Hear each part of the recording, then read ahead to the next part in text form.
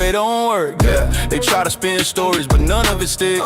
You hit them with the dilemma, watch them fall back quick. Say something, is the core from a lie, or is it from man? He asked the right question and they can't even stand. Facts. Push left, push right, they can't break through. Hold up, cause every answer they give leaves a contradiction to what? Yeah, what? Elijah in the ring and he never backs up. Bible in his hand when the doctrine acts up. Yeah, Islamic dilemma got him stuck, jammed up. Say something, he hits them with the truth and they can't stand up. Young Christian soldier, yeah, he built for the fight. Fact, knows the scripture like a blade sharp cutting through the night. Hold up, you wanna bring a claim, better bring it right. What? Cause Elijah drive facts and he end your whole night running back. They say he too young, nah, he too blessed. Yeah, mind built strong, Holy Spirit in his chest. He break down top, sir, had if every root, say something. Switch to the gospel, yeah, he double shoes facts. No panic, he's standing with a war tone. Hold up, won't bow to Islam cause he know the truth alone. Every false claim tossed at him gets overturned. Cause the scriptures stay lit and the lies get burned. Yeah, he ain't disrespecting, he defending the way. Facts. But if you bring up a challenge, he'll make you stand this way. His debating technique, man, he polished and clean. Hold up, got Muslims scratching heads like, what does this mean? Yeah, every debate in with the same storyline. Their arguments fold and his truth still shine. Facts. He ain't cocky, he just knows who he stands for. Say something, and he's locked in the face like a lion ready for war. Yeah, what? Elijah in the ring and he never backs up. Bible in his hand when the doctrine acts up. What? Islamic dilemma got him stuck, jammed up. Say it. What's the dilly? What's good? What's up? Jesus is God, Trinity is true today. And today is the last day. If I can figure out how to put on text-to-speech, I'll put on text-to-speech, bro. We ain't had TTS in a long time. Please like the live.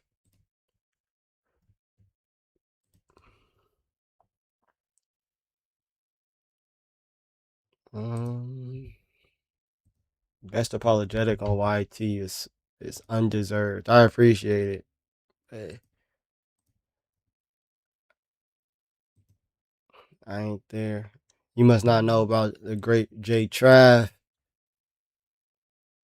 The great J Trav got that, bruh. J Trav, Abe, Light. You know, they really be doing it.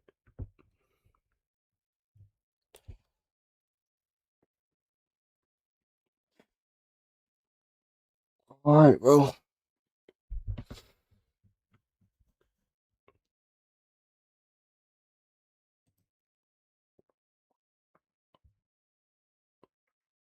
Light, baby foot. Nah, Light a heavy hitter, bro. Hello. What's up, man? What's up? What's happening? Not much. What's going on? Yeah, a few questions. Can I ask? Of course. What's up? Yep. Is worshipping idols and statues is a good thing or bad thing in Christianity? Worshipping, like giving the worship that's due to God alone, that's a bad thing. Nice. And what about worshipping animals like the Hindus? They worship cows and monkeys. If you're giving anything that's due only to God alone to anything but God, then that's wrong. Nice, nice. And what about worshipping human beings? Worshipping human beings, I mean, it's going to be the same thing, right? Nice. Is Jesus God too? Is Jesus what? Is Jesus God? God, yeah. Was he a human being? He created a body for himself, yeah. He took on humanity. So he's a human being, right? He took on humanity, yeah. I understand that, sir. So you worship Jesus, right? Yeah, Jesus is a divine person. He's God. Okay, so he's fully God and fully man, right? On earth. Yeah, I mean, I think it'll be easier for you to understand being truly God and truly man. Okay, let's just go with that. So Jesus is truly God and truly man, right? Mm-hmm. So we can say in some sense Christians do worship a man since he's fully God and fully man.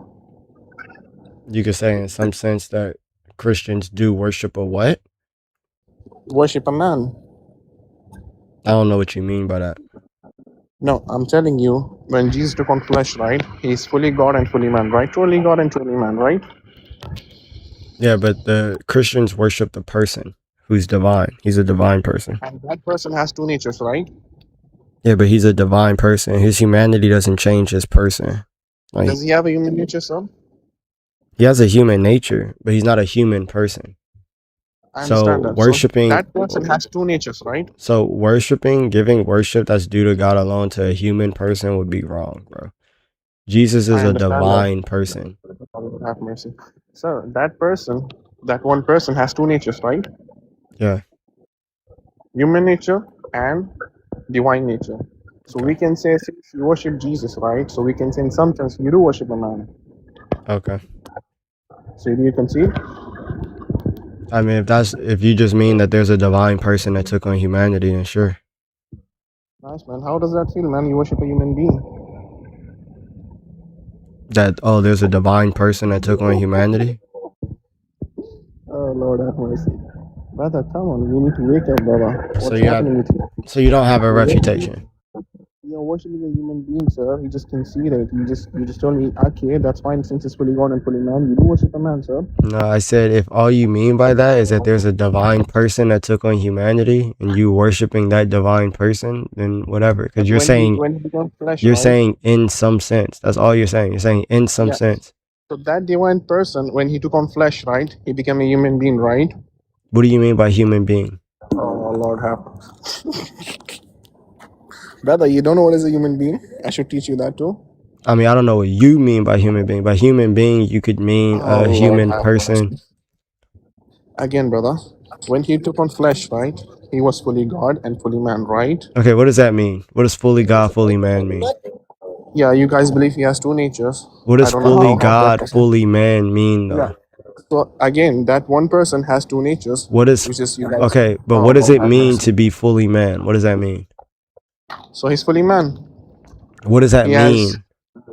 so he has a human nature which is fully man, and he has a divine nature which Okay, is fully but God. what does that actually mean though? What do you mean? What does fully man? What does that mean when Christians say it? What do they mean by that? He's a man. What does that mean? What do you mean? He's fully human being.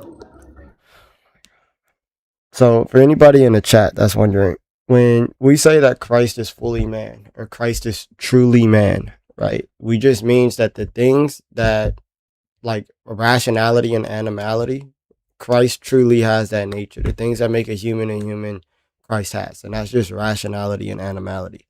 But Christ's human nature does not constitute his person, which means that like our person, like, so Elijah is a human person. I'm constituted by my human nature. My person is constituted by my human nature, right? So I am a human person. Christ is not a human person, right? His person is not constituted by his humanity, but by his divinity. Christ is a divine person. He's identical to the divine nature. He is really distinct from the human nature. Christ creates a body for himself, right? And that body belongs to the divine person, the second person of the Trinity. But when he's using words like human being, or when Muslims use words like human being, usually they mean a human person that has a human nature.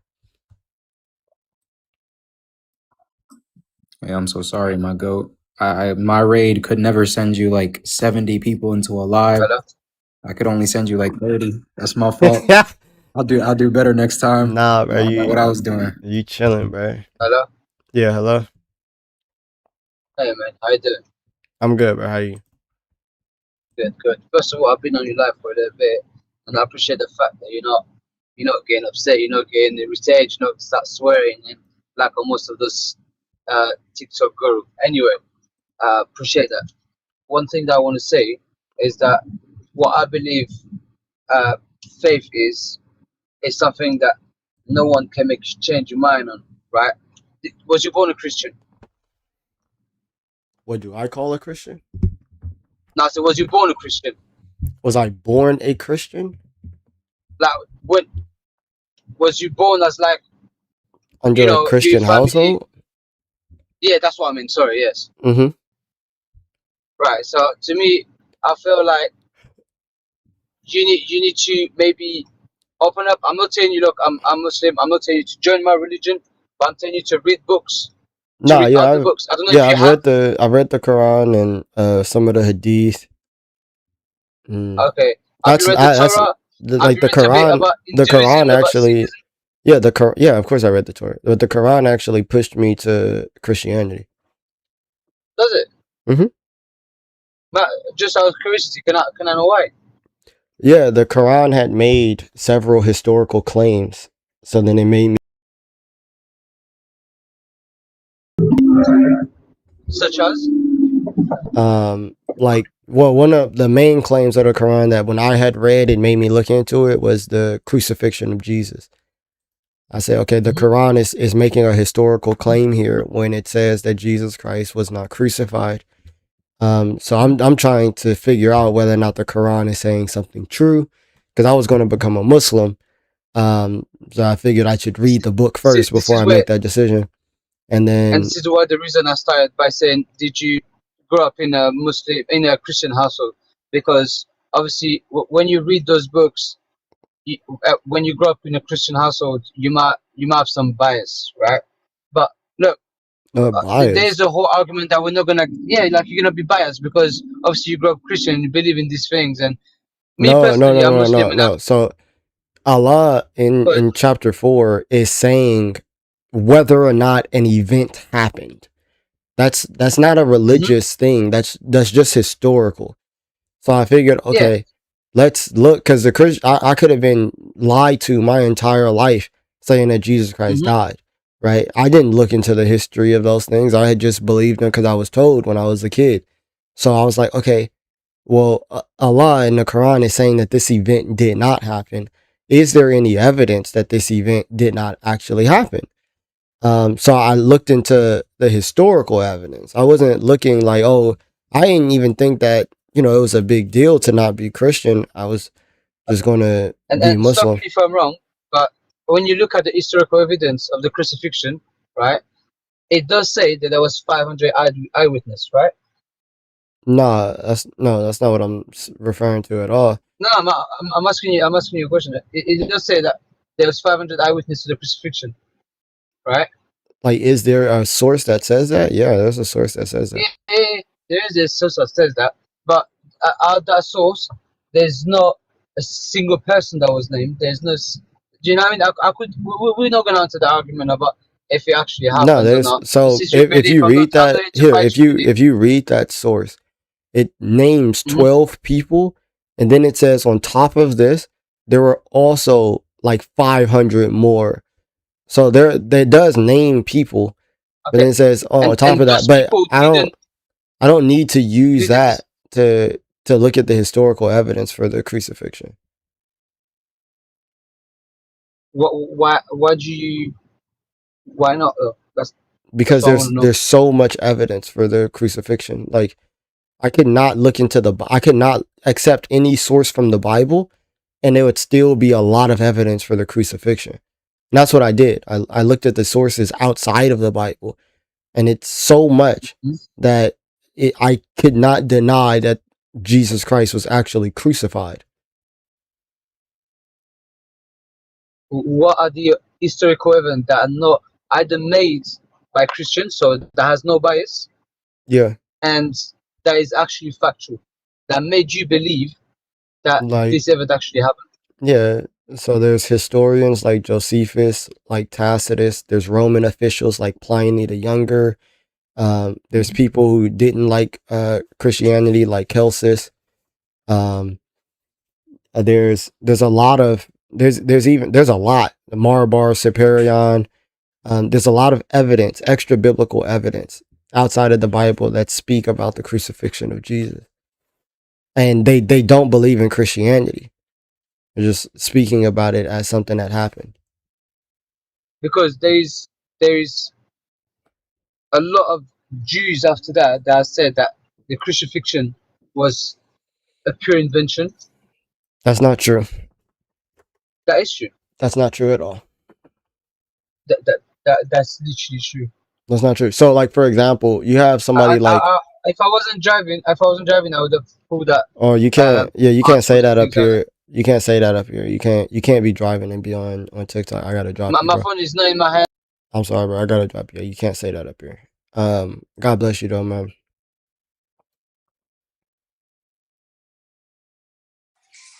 Yeah, bro, he was spamming that on my live earlier. I was so scared for my life. He kept saying, I'm Yeah, I doing this, know. I'm doing Hello? that. Bro, Hello? Hello. Hey, what's going on? So, Not much. uh, you're you're Oh talking my about days. the crucifixion. The people you reference, were they witnesses of the crucifixion, or did they just study it? The people who I referenced outside of the Bible, Yes, sir. no, those people are historians. So like you have people like Josephus, for example, whose Hmm. right hand man was one of the people who were there the night that Jesus got condemned and actually condemned Jesus to be crucified. Like he was on the Sanhedrin, he was in Jerusalem, in the house that actually spoke to Jesus before they sent him in front of Rome to be crucified. So Josephus speaks about the crucifixion, and he's, you know, obviously he's a historian, but one of the people who's literally right there, who he is able to get his information from, and who he did get his information from, was literally right there, who condemned Jesus to the cross. So, he has secondhand information, and that's what we're using as proof, because he wasn't there At himself to witness. To witness a public execution. Yeah, you're saying Were you there to because witness it Emmett was, Till? Were you there to witness Emmett Till get unalived? but there's proof. Okay, what's the proof that you had? Did you see the body? There's documents of the body. Yes, we have Oh, so pictures you of the got dead body. you're talking about people who witnessed it, and then you get your information from them. So the Mm. difference is you're using secondhand knowledge, whereas in the Bible it says, I think one man says that 500 people witnessed it. Also in the Bible, it contradicts itself on the crucifixion, No, because they so said when okay, Mary's no. So you're getting can I, this can I, wrong. can So I finish this one statement? okay, but the Can I thing finish that this one statement? the thing you said was incorrect. What part? So the 500 witnesses is in reference to the resurrection, not the crucifixion. Okay, but we're So talking. Okay, so we're just talking about overall the proving that it happened. yeah, how would you prove that an event happened? So there's no eyewitness that documented or said they've seen it. There's only That's not secondhand true. knowledge. That's not true at all. The example you presented is secondhand knowledge. No, so those are extra biblical references. You have people who were there at the cross I'm that saying that write what those. you're.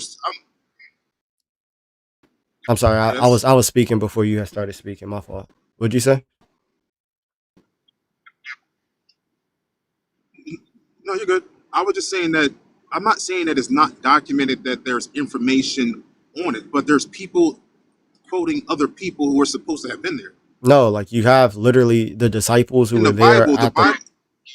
You have disciples who were there at the cross who talk about what was happening at the cross. Those are eyewitnesses to the crucifixion itself. Um, we have their writings. I understand. I'm not disputing that. I'm not disputing that. But we believe it was only appeared that he died on the cross, because even when you talk about when he rose, there's two. The Bible cites two different stories about that. One part of the Bible says that an angel came down, sat on a rock, and the rock revealed itself.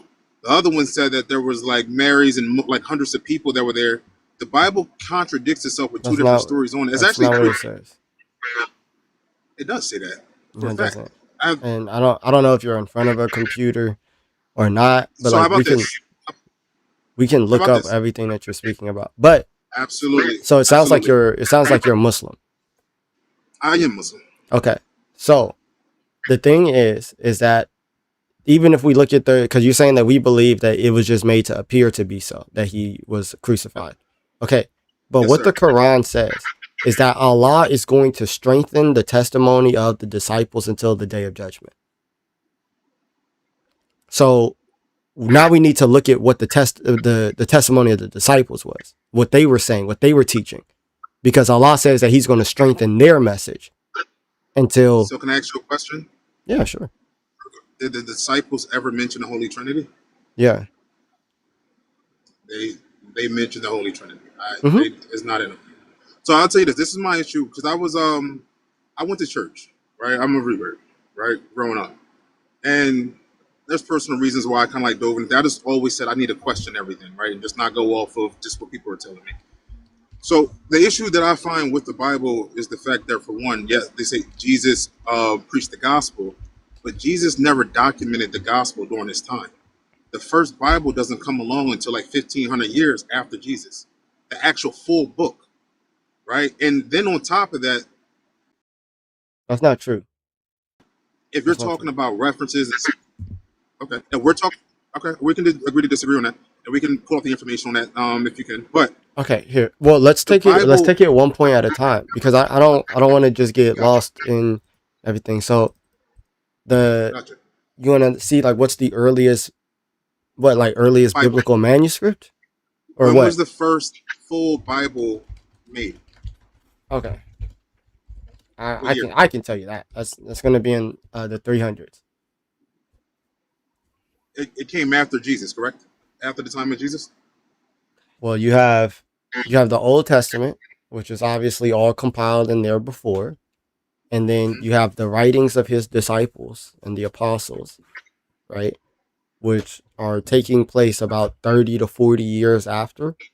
And then the compilation of the Old Testament and those writings, complete and full, the manuscript that we have of that, which was like hundreds, like it would cost tens of thousands of dollars in today's time that they were doing back then, that comes in Mhm. the 300s. Okay. Was Jesus But there too? the manuscripts themselves, like just Mhm. like piece by piece, like we have those even before that. Did Jesus write the manuscripts? Did Jesus write the manuscripts? No. Did Jesus oversee the writing or of Well, the yeah, manuscripts? yeah. He didn't. No, yeah, that's. I mean, if you're talking about the Christian perspective, then absolutely, yeah. Right, he didn't. Right. So, But I don't know where you. I keep saying yeah. If you're talking about the Christian perspective, then yes. right. So I'm just simply saying, right? They're saying like Jesus preached the gospel, but Jesus never documented the gospel. Others came after Jesus and put together what we call the Bible. So you're saying that if the person who revealed the message didn't write the message down, then we can't trust the message. No, we can't because nobody is perfect. If we're claiming that Jesus is God, if Okay. Christians believe Jesus is God, God's word is perfect, Mm. right? But we're saying that the book was written by man. Man is not perfect. Okay. So yeah. So if somebody comes, they reveal a message like Jesus preaching the gospel, but then that person who was preaching it didn't write those things down, but people who after him wrote those things down, then we can't trust that message. Yeah, because it was interpreted and written by man, and it was compiled over years and years and years. And it, from my understanding and research, Mm. the first full Bible didn't come about until 1,500 years after the time of Jesus. If I'm wrong, I'm Okay. wrong. Yeah, But from my you're wrong about that. But so okay, I'm confused, right? Because Muhammad came and revealed a message but didn't write anything down. But people mhm. after him wrote those things down, and it wasn't No, even Muhammad didn't even say to compile the no, Quran, no, no. but somebody False. after no, everything that I'm saying is true. I can show you in the hadith as well. And then somebody told somebody to go and compile the Quran. They burned the other manuscripts of the Quran and then tried to just Because go with it's one carbon singular one. dated. The Quran is carbon dated to the time of Muhammad. You have the It's full carbon Quran dated. It's carbon facts. dated to the time of Muhammad. Yes, to the time of Muhammad. You have a full, listen to what I'm saying. You have a full Quran, 114 chapters, carbon dated to the time of the Prophet. Look it up. Look it up. So this is You this is don't, what I want to say, right? In regards to this. no, you don't. I'm Let going me to show try you. to say this one last statement. I'm going to show you. I just want to say this one last statement. Okay. I got you. While you're looking up that, I'm just going to say one thing. So if Prophet Muhammad couldn't read nor write, how did he know the story of the previous prophets? Unless it was revealed to him. No. So I didn't know how to read or write when I was a kid, but I knew the stories of Shadrach, Meshach, and Abednego, and I knew the stories of Noah and Adam and Eve, even though I didn't know how to read or write Yes. because I had ears, right? So people can tell I agree. okay, so people can tell you things. And this is what the Quran says over and over and over again, that the Jews were speaking their scriptures in public spaces, but then they would try to conceal certain things that was actually not written in the text. right? So, and then also, if you read your hadith, you have one of Muhammad's closest people at the time, who was Khadijah's uncle, that literally wrote the scriptures in his own hand. So you have multiple sources saying that he was in very close proximity with people who knew what was in the Torah, the Zabur, and the Injil. But I can show you your Okay. yeah. The first point. Show me the first point when the first Bible was compiled. Okay. And even that is kind of like questionable. It's made up of 66 books, and some don't agree. Some verses are taken out, which changes the message and all that. It's not consistent. Okay. So here. Oh my days, bro. Why does it do this to me? So the oldest, I'll see if it would be able to pull up for you if I could get my computer to connect. But the oldest complete Christian Bible is going to be Codex Vaticanus and Codex Sinaiticus, which date to about 300 CE, year 300. Those are the. And that's how. You said what? That's how many years. That's how many years removed from Jesus. How many years removed from Jesus? Yeah, how many years Like after Jesus was it? Was that like 250, 270? Right. All right. So let's play Whisper Down the Lane. Right. What? 270 years. With that 270 years after the time of Jesus, we're expecting man to have everything accurate that wasn't originally written down. No, It was no, not no. originally written. Okay. So I need you to pay attention. Okay. So when you're asking about the oldest complete Bible, right? The book of Genesis would exist as its own manuscript. The book of Exodus or the book of Matthew and Mark and Luke, those are their own distinct manuscripts. We can have full complete manuscripts of Genesis all the way to Revelation, the entire Bible, right?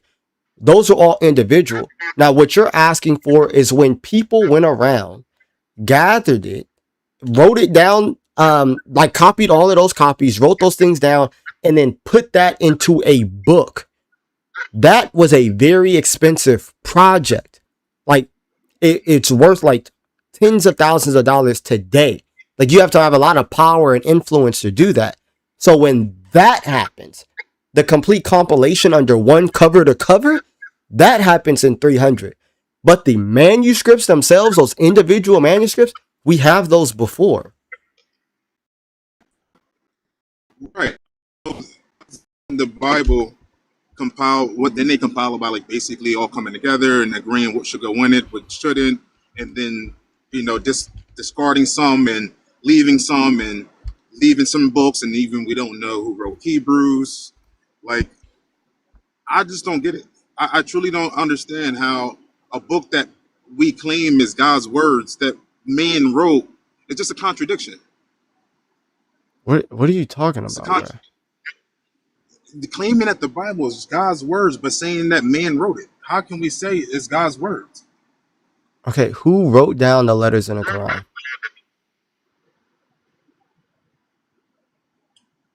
So I'm talking about the Bible. No. I don't know why we're talking about that. No. Who wrote down? So the Bible, listen. Muhammad wrote? Right.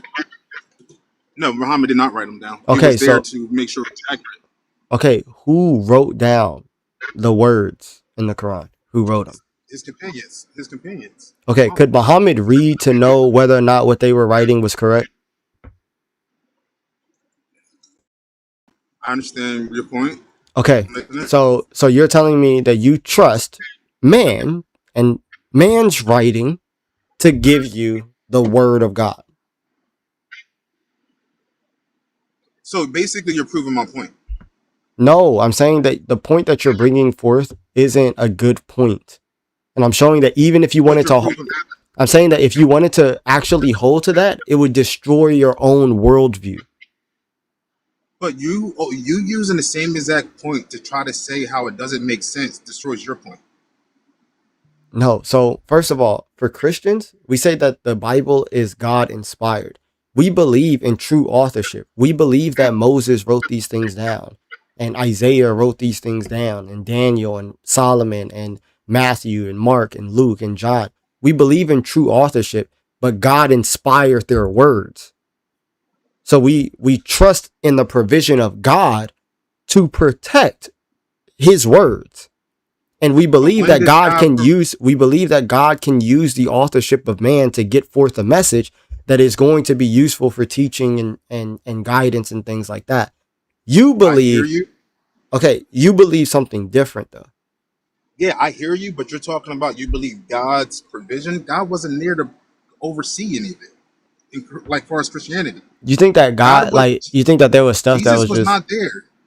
Jesus was not there to oversee anything. Now, I understand what you're saying as far as the Quran and he couldn't read to even double check, but Jesus wasn't even present at all when these books were written to oversee or double check anything. brother, the Jesus being there, Jesus makes a promise. So Jesus is God. God is what's called as omnipresent. He's always there, bro. So Jesus So makes a what you're promise saying as well is, that he's going to protect and make sure to bring to memory everything that was said. And he does this through the sending of the Holy Spirit. I just don't think that makes a lot of sense because man can sin, men can corrupt. If men are in control of writing whatever they want down, and Jesus in his flesh isn't present, then man is known to corrupt anyway, make up lies. How can we 100% for a fact say that there's no flaws in it? Brother, so you understand that you have to then hold that same standard to the Quran. I am saying that Jesus was not present. I am saying Muhammad was. Right? There's two different things. Right?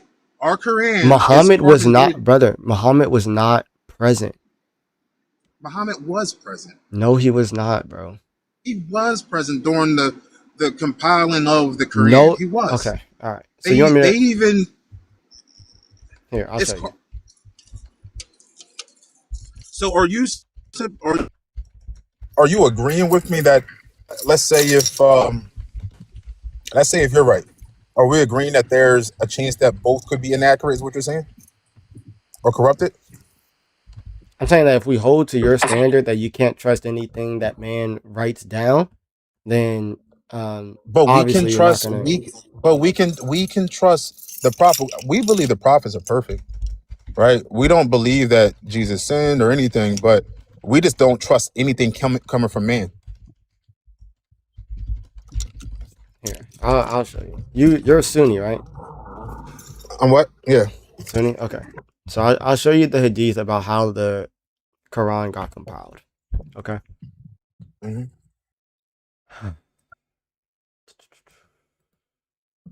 But you know that it's been accepted. There's like thousands of inaccuracies in the Bible. Okay. You keep saying things. All right. So I here, know, but I'm just if I'm a person and I want salvation, how can I say this book that everyone agrees is inaccurate and has flaws is going to give me that salvation? okay. So you keep. All right. Cool. You keep saying that Muhammad was around for the compiling of the Quran and I'm all of jumping, this. yeah, I'm jumping Oh around because of some my things. days, bro. I am going to shoot I, myself, bro. I was responding to someone in the chat there. Not you chilling. Um, Hold on. So here, are you in front of a computer? I'm not. I'm actually at work. I'm sitting in the driveway at the moment. You need me to pull something up for you, Eli? What do you Yeah, want to pull up? you can. So you could go to Sahih Al Bukhari 4986. I'm gonna restart my computer real quick, and I'll try to pull it up. Yeah, if Crazy. you The go to Bible even says that Jesus was made lesser than the angels, and the Christians claim that he's God. You said Sahih Bukhari 49 what? 4986.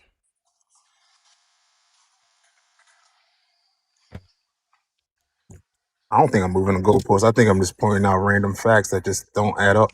No, so here you're saying that Muhammad is there at the compilation of the Quran, right? This is what Sahih Al-Bukhari 4986. It says, can you see the screen? Yeah, I can say it. Abu Bakr sent for me when the people of Yamama had been killed, i.e., a number of the Prophet's companions who fought against Muslims, and found Umar, I'm not going to read that whole name, sitting with him. Abu Bakr then said to me, Umar has come to me and said casualties were heavy among the Quran of the Quran, i.e., those who knew the Quran by heart, or in the day of the battle of Yamama, and I am afraid that more heavy casualties may take place among the Quran or in the battlefield, whereby a large part of the Quran may be lost. Therefore, I suggest you, Abu Bakr, order that the Quran be collected. I said to Umar, how can you do something which Allah's apostle did not do? Umar said, by Allah, that is a good project.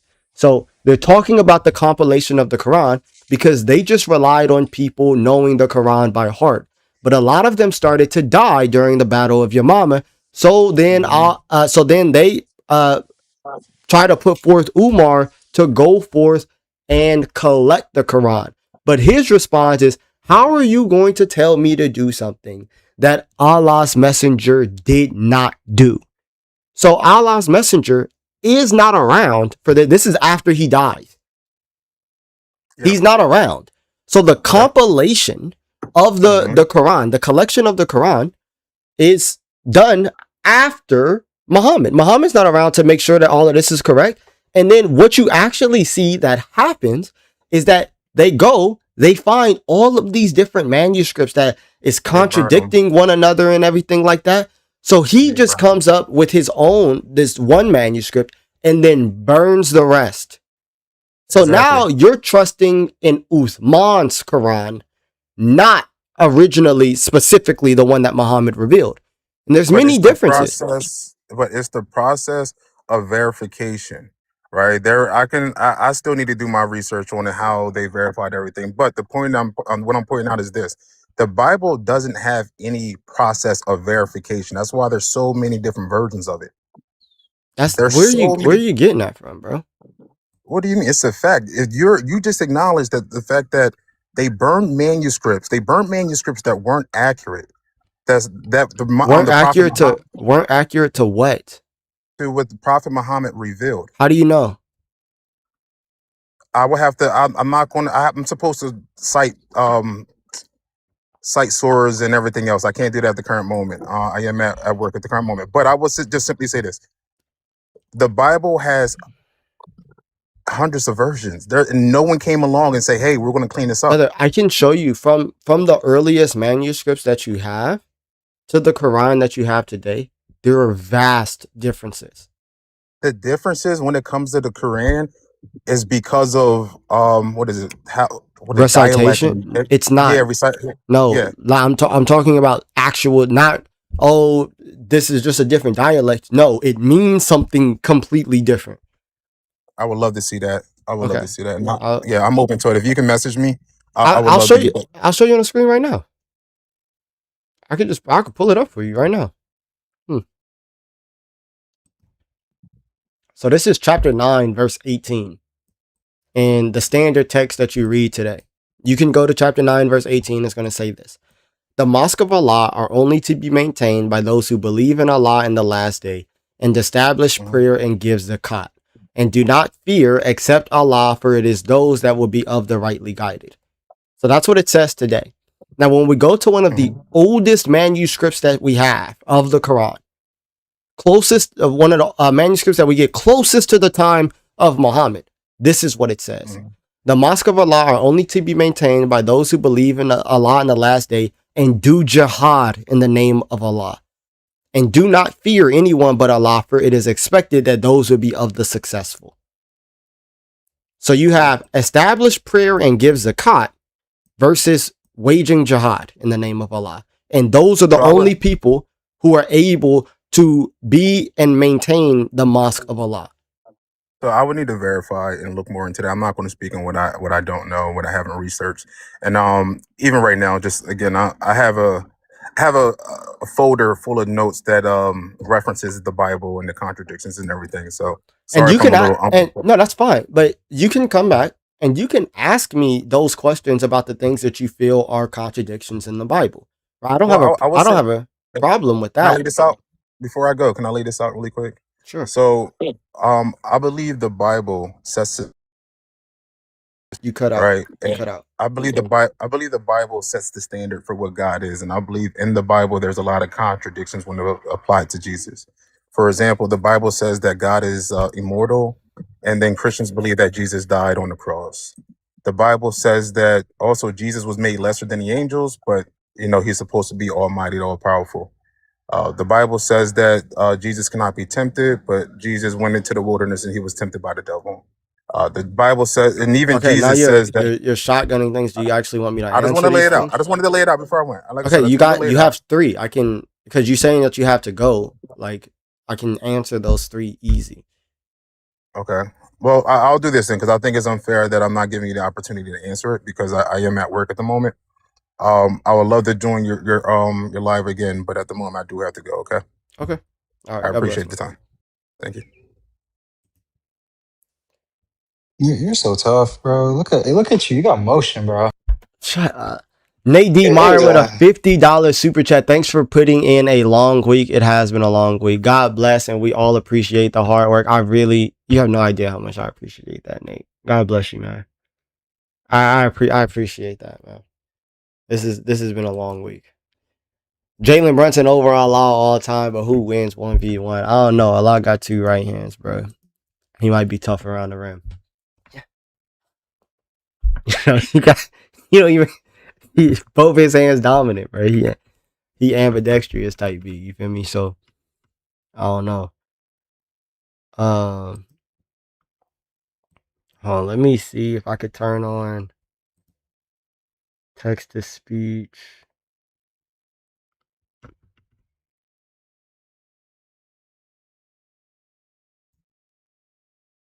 Mm,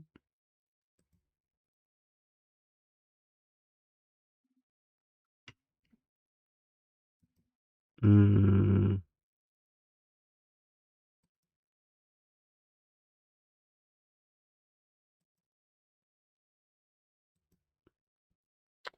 dang, I don't want it to be that awful voice.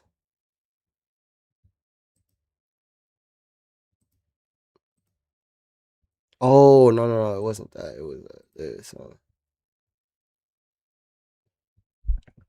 Dang, what was it?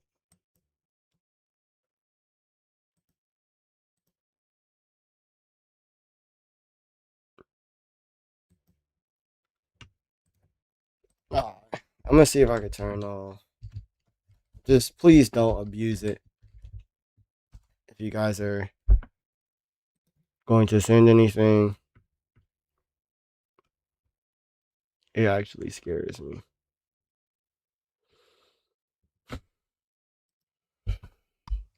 If you're gonna have somebody sending you like a super chat with like four different slurs, like Hey man, that's what we live for. I remember that one super chat you got like very early on that had like a super obnoxiously long text. It Yeah, was bro. playing out for like a minute. It's so wicked. Alright, bet. I'm gonna try to make this work.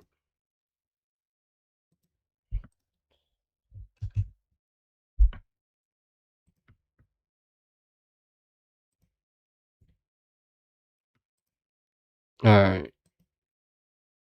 The quick brown fox jumps over the lazy dog. I feel like that's a cool voice, right? Like we could do that, right? Yeah? That's cool? Alright, bet. Alright, say less, say less. Say less. You just never gonna have the green screen back up. Dang, why you want the green screen back up so bad, bro? I was trying to get him, guys, but he said I no. was trying to get him, it's crazy. I'm Um like,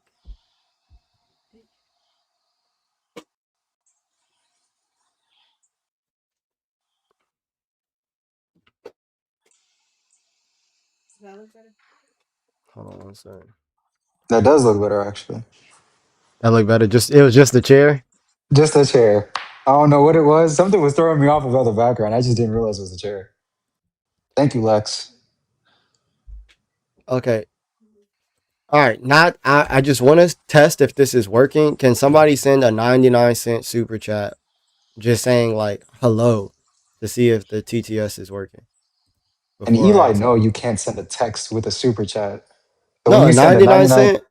You no, you somebody can't. can You send. got to do Hey, $2 more. I'll do it. I'll do it. Hold on. As a He'll matter of send fact, himself his own super chat. Amen. I'll do it. I'll do it. That's a level of grifting I've never seen. Sending your own, sending Oh yourself money my is crazy. days, bro. That's insanity. Hold on. Insanity. Dang, I sound good, man. Oh shoot, I missed the suit. I'm over here missing super chats. Rigo sent a Kalshikroy $20. Okay. 4041 has donated $2 and says, "Don't read this super chat."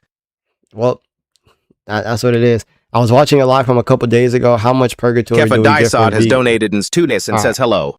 Chris24 Gone has donated 20 hundreds and says hello. Hope your channel blows up. I appreciate it. God bless you guys. Their Aldio 314 has donated $2 and says bro is grifting himself. Bro, chill. Yo, okay, all right. If you pick like one day out of the week where you could do Texas speech, because I really like Texas speech. Chill. All right, hold on. Rigo said, I was watching a lot. How much purgatory do we get for venial sins? I don't know. They said that you can't put dates on purgatory no more. Cause that's what they used to do back then. They used to be like, hey, bro, you got like Square's 30 Best has years. donated a $5 and says on this channel we don't take the filioque. All right, Travis come and on. Jeff M has donated $1.99 and says you owe me 3 interest. JK. God bless y'all, bro. All right. We're finna pull up a guest. I'm going to ask that we all lock in. Okay? Please. Even if you guys do send something, don't do like, Blah, blah, blah, blah, blah, blah, yeah, blah. please don't do that, bro. Or troll. Yeah, don't do the shh. None of that. Please, we have to lock in. Mojo, you're not loading up.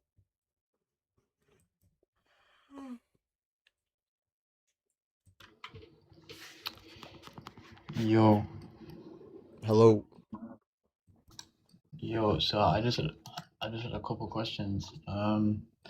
So could you present your like Kefa infinite? Dysot has donated in $2 and says W grift. Can I go to heaven now? I can't Taran say. J316 has donated 10 hundreds and says, I just got here. Why are we sending money? And this is why. So this is specifically why, right? Or why we don't do this. Because it sounds like this might be an honest guest, right? This is exactly why, right? Alright, so can I give you the argument for what? Yeah, you know your infinite punishment equals infinite atonement, stuff like that. What's Okay. the argument for that? Oh. Okay. So yeah. Are you Christian? Hmm? Are you Christian? Yeah, I just had a couple questions though. Alright, yeah. If you want me to drop, then I can drop. No. What's your questions? So, I was just wondering, like, do you believe that all sins are equal against God? No, so there's and I mean I brought this up against the debate with Mike, but so they're equal in the sense as the one whose dignity has been offended, whose right has been violated, that is infinite, right? And that doesn't change because the one whose right has been violated is God, right? But the malice of the heart, that varies, which is why it can incur certain punishments and things like that. Okay. All right. I actually think that's it. Are you sure? Yeah, because I saw because Mike uploaded the clip, and I was like, I wanted to get your explanation for it. I say it, and he asked me in the What, in the debate? Yeah, he asked me in a debate, and I tell him that. Michael Hendrick 7 has donated $9.99 and says testing. Shout out to you, Mike. God bless. But yeah, he asked me that in the debate. And I give him the answer in regards to the way in which it's equal is just in the right of the one in whom it's been violated. So and I mean, you see John of St. Thomas, he gives multiple examples of this. He just farted. But he gives multiple examples of this, like the way in which it's equal just simply in the right of God, God's right that's been violated. So that doesn't change, Mhm. right? Yeah. But on, the malice of the heart and everything like that, that Tarunj varies. 366 has So donated $2 and says us prots got the best worship music, fro. that's fact though. Hold on. But so on the side, and I think this is the easiest way to conceive of it, on the side of the one who receives the act and that person's right, that person is always going to be infinite, regardless of what you do. Yeah, of Right. course. But on the side of the one who commits the act, that's going to vary. Okay. Does that make sense? Because we are finite and our actions vary. But the one who receives this action and his right never varies. It's always infinite. So it would. I don't know if category error is the right term, but when he asks, so can God be just if he's punishing unequal sins equally? It just wouldn't like that That just makes no sense. Yeah, that makes no sense. Okay. All right. Yeah. You know the thing that you mentioned before? I can't remember what saint you said, but what source, like what book maybe does he talk about it? Yeah, so if you go to John of St. Thomas, so there's two different, so the easiest one to read is going to be John of St. Thomas. So if you get this book, and you can find this book. Christus King 32 has donated ends $5 and says, coming in from New Zealand, God bless you, Elijah and Light. God bless you too. Shout out to everybody coming in from New Zealand too. God bless you too from me. Charlie So T has donated $2 and says, weary grifter, you won't be weary long. all right, so Swolange has donated Oh my $49.99 and says the D is weak paws. All you got to do is keep going to Allah's left bow chicken all day. Oh my barbecue chicken all day is actually hilarious. So nah, that's actually crazy though. The D is weak is insane. But all right, so if you can see my screen, if you come Yeah, I to see it. academia, and you look up this dude here, Mhm. Osvaldo R, he has a lot of different books. So because a lot of these books are written in like Latin, but if you specifically come and get I'm trying to find it for you. Yes, baby. When? Which one? Oh, the baby? Okay. Oh my god, did he get rid of it? You might have to hit me for it then. That sucks. Hold Damn. on, does he not have it up here no more? He might have got rid of it. Dang, that sucks. So I have it though. Crisscross Yeah. 818 has donated $49.99 and Jesus says, for putting Christ. in that work all week. God bless. God bless you too, Chris Cross. Oh my days. All right. So I could send you this book. You can literally DM me or whatever, DM me your email. I'll send you the book. But it's The Mystery of the Incarnation by John of St. Thomas. So here's one, and I can send you this book. And literally from book 1, like article 1 or disputation 1, article 1 and article 2, he's going to go through these things. He uses very, very legalistic language, which is why like the first time that I ran it, I was just using his legalistic language.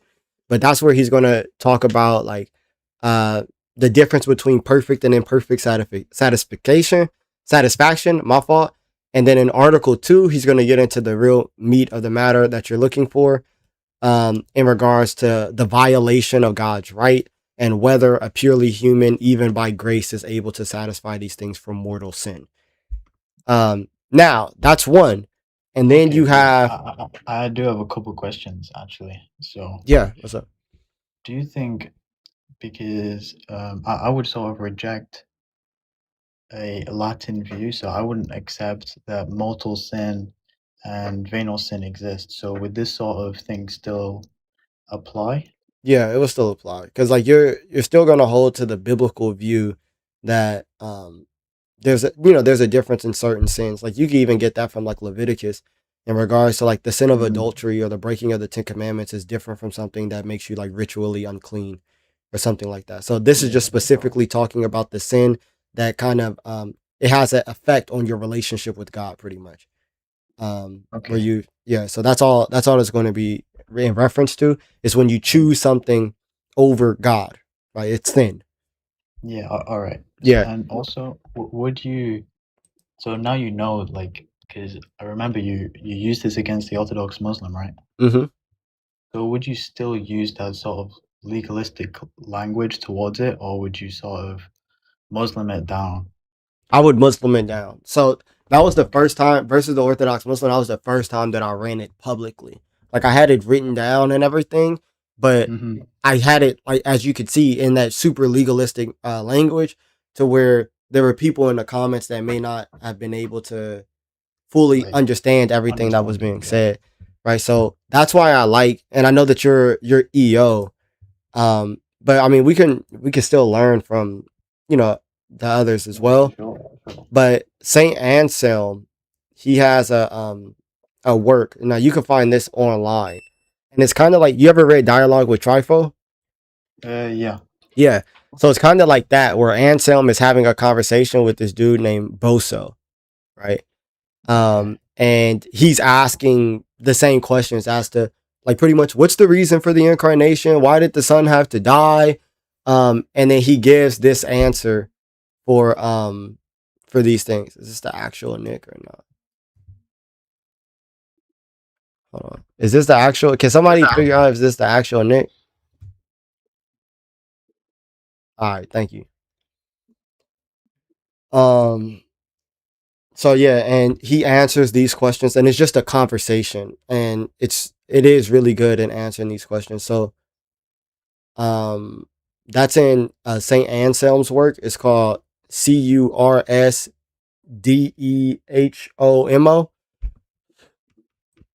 Cur du Homo, or however you say it. Can I like just DM you after for all like the links and stuff Yeah, of course.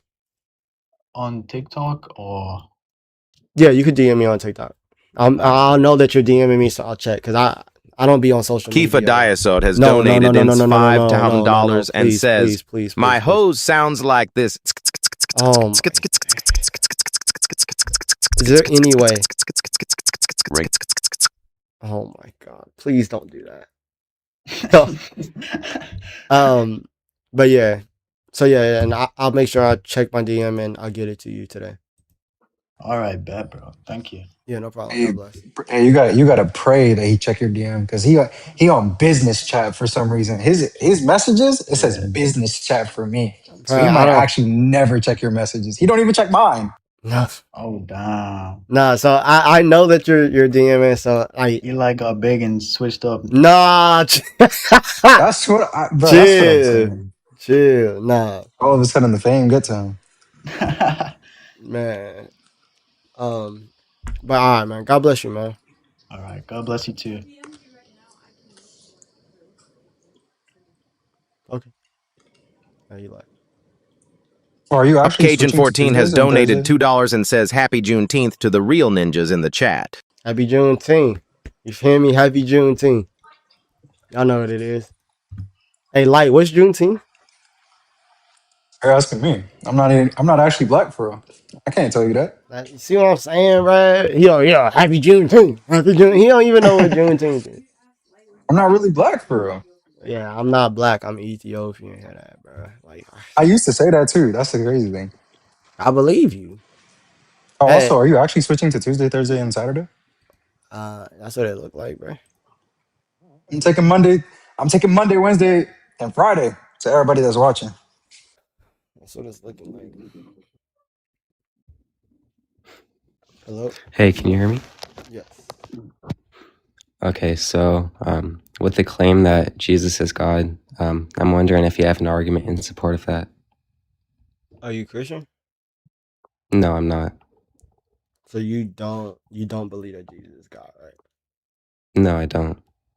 Okay. I have an argument to support Jesus being God. Mm-hmm. I mean, I think that Jesus' claims to be God is documented in the scriptures, and he shows that he is who he says he is by his death and resurrection. I guess, I mean, let's just say that I were to grant that all of that was true, that Jesus did claim to be God and that he did resurrect.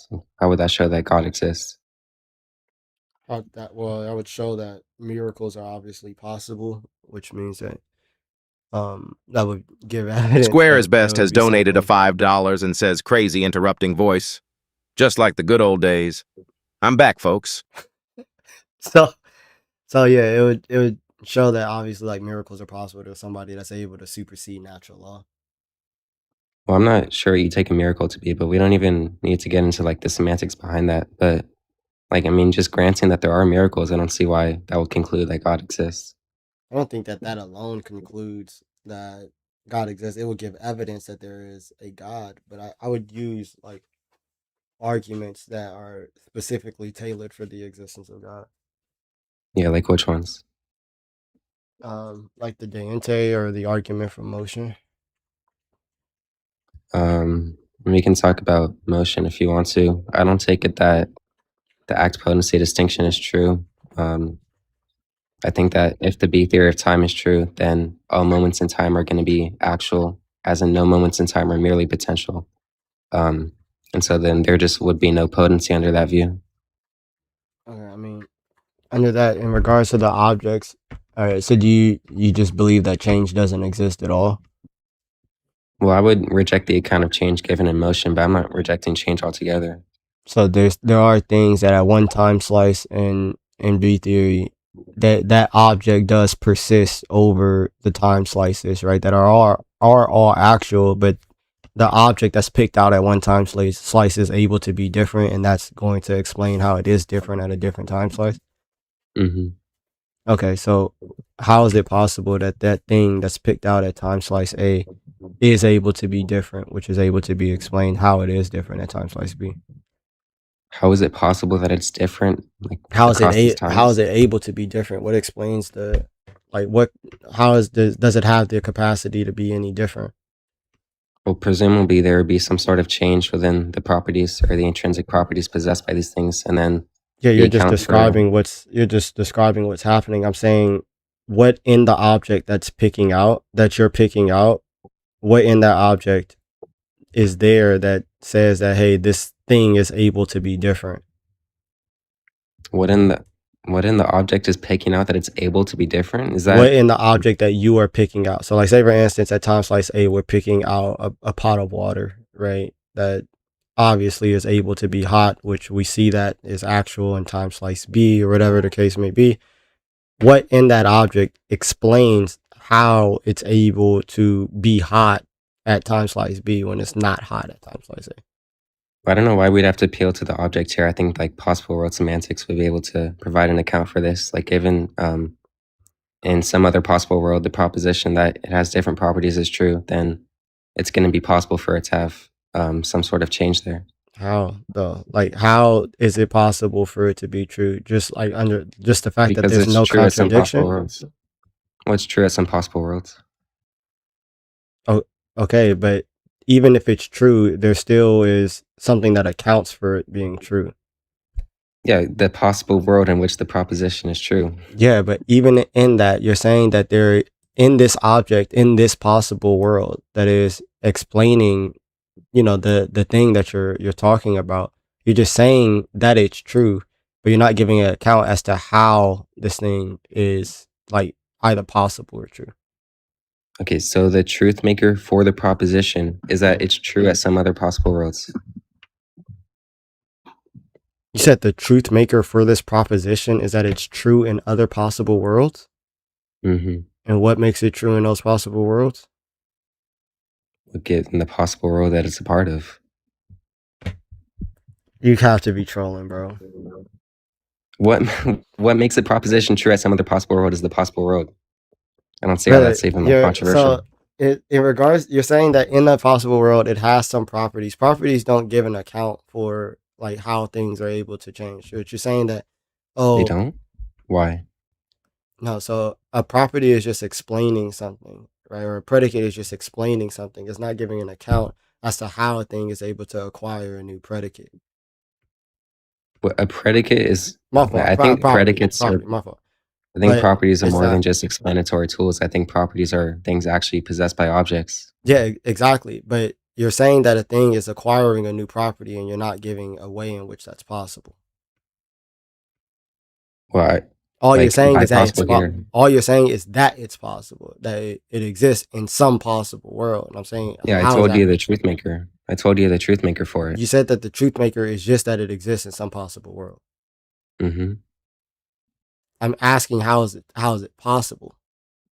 Yeah, because it's true at some possible worlds. I'm like, are you rejecting that possible worlds here possess truth makers for certain propositions? Like, I'm not sure what the disconnect is. Yeah, I mean, I don't hold to possible world semantics regardless, but I'm saying that the What? thing, What's a possible world semantics?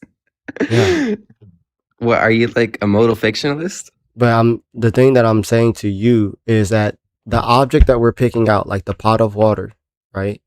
The ability for this thing in this world that you're talking about to either be cold and then be hot at time slice B, what accounts for that?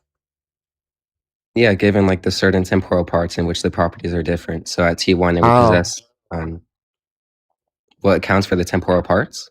That it's able to be different. I think I've already answered why it's able to be different. Like if You- your account of like what is your account of possible here? Because you're asking why is it the case that it's possible that it could change? Like I mean possible here is just referring to possible world semantics, but you said you reject that, so then I'm not even sure what you mean by possible. That I'm saying that this thing actually has the capacity to be hot, right?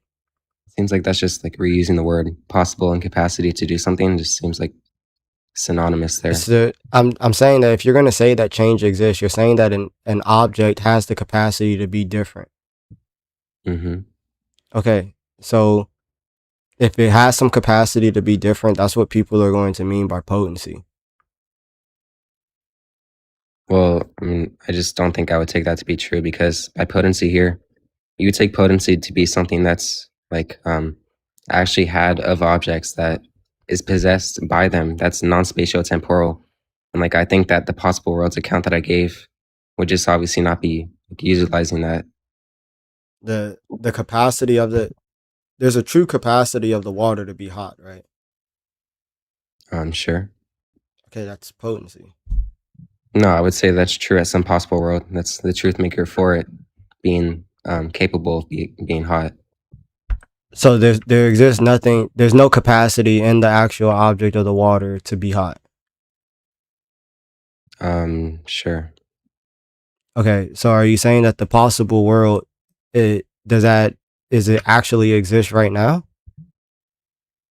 Are you asking if I'm like a modal realist? Yeah. Yeah, we can take like a Lewisian view. That's fine. So is the object that you're picking out right now, is it hot or not right now? At time slice A, is it hot? Yeah, like the pot of water is hot, sure, at T1. Okay, does it have the capacity to be cold? Given some possible world, sure.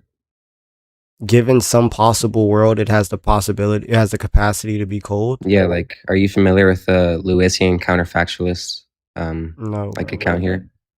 Okay, well, it's basically just saying that like powers, dispositions, and certain things relating to properties there are grounded in counterfactual scenarios given some other possible worlds, other concrete possible worlds. And I don't see what like the issue with that account would be accounting for potency here. It would be accounting for potency? Mm-hmm. Yeah, I don't know, bro. Do you have like an issue with the view or what?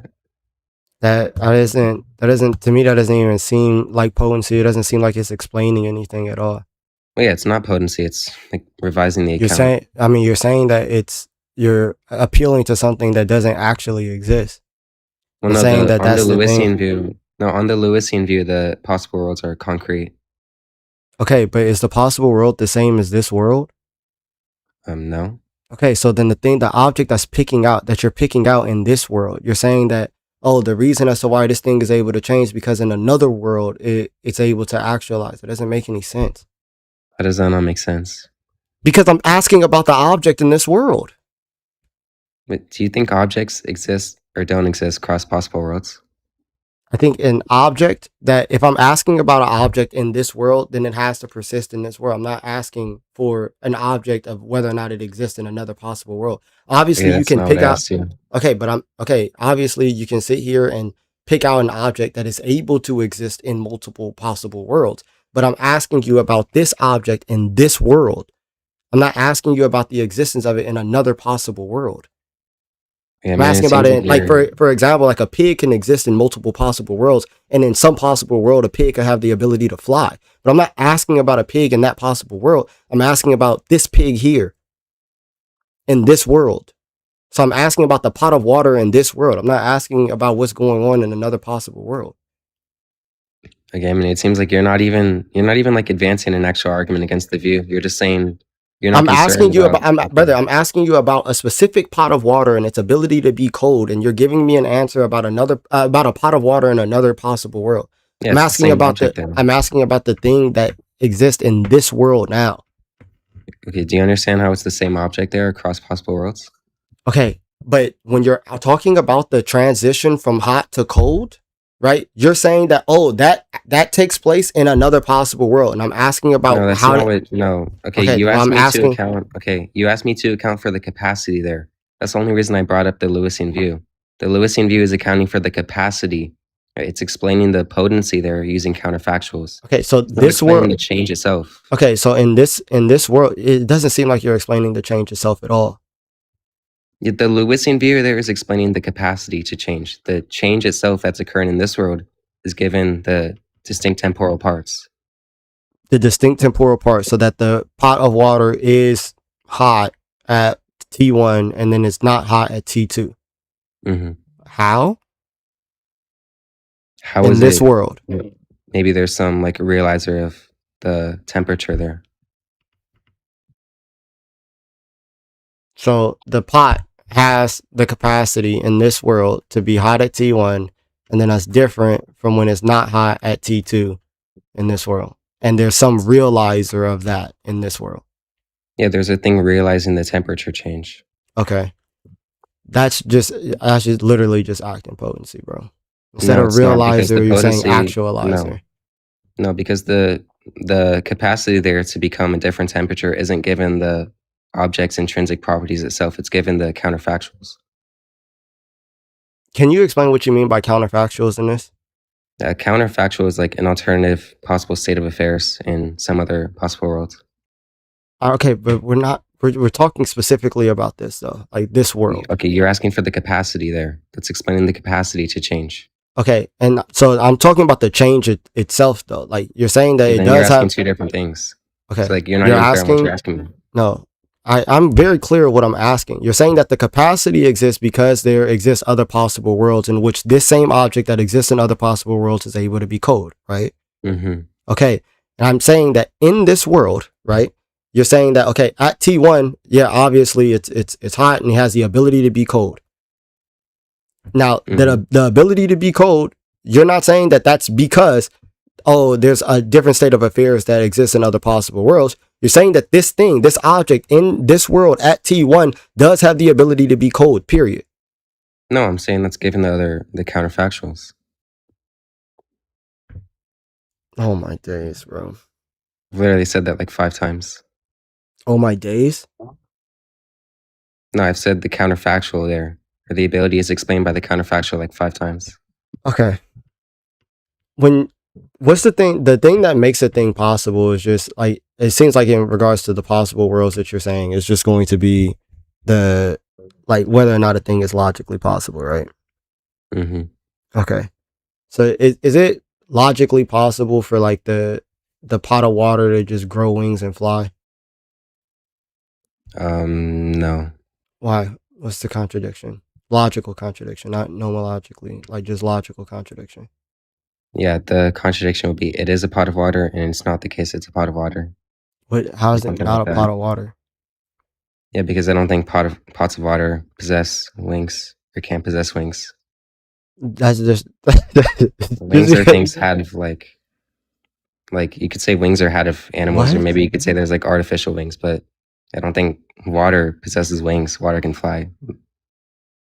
Bro, what? If I think I think it could be logically possible, even if it doesn't possess. You're just talking about something in a particular world. And you're saying that you Okay. don't think that water possesses wings. What does that have to do with anything? I was like, That's can what you're pigs asking fly? me. You said what? And that's what you're asking me. Yeah, it's not about what you think. It's just that there isn't an actual logical contradiction between like a pot of water and a pot of water like flying. You don't okay. I don't So even then see how it's this is possible. relevant. So then a pot of water has the capacity to fly into your view as well. Well, I wouldn't say that, but I don't see why this is relevant. Yeah, well, I don't understand how you, because you're saying that the capacity for a thing to change is because of the capacities that could be realized in other possible worlds or whatever the case may be. But a pot of water is able to fly in another possible world, so a pot of water actually does have the capacity to fly. Well, I don't see why it would be true at some other possible world, but sure. I mean, let's just say I grant that. I don't see what the issue is. That's not a ridiculous view. No. Okay, I mean, you're talking about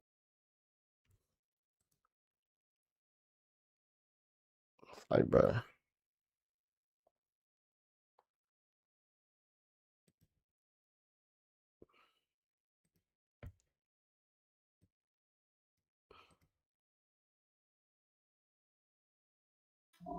Counterfactuals, man.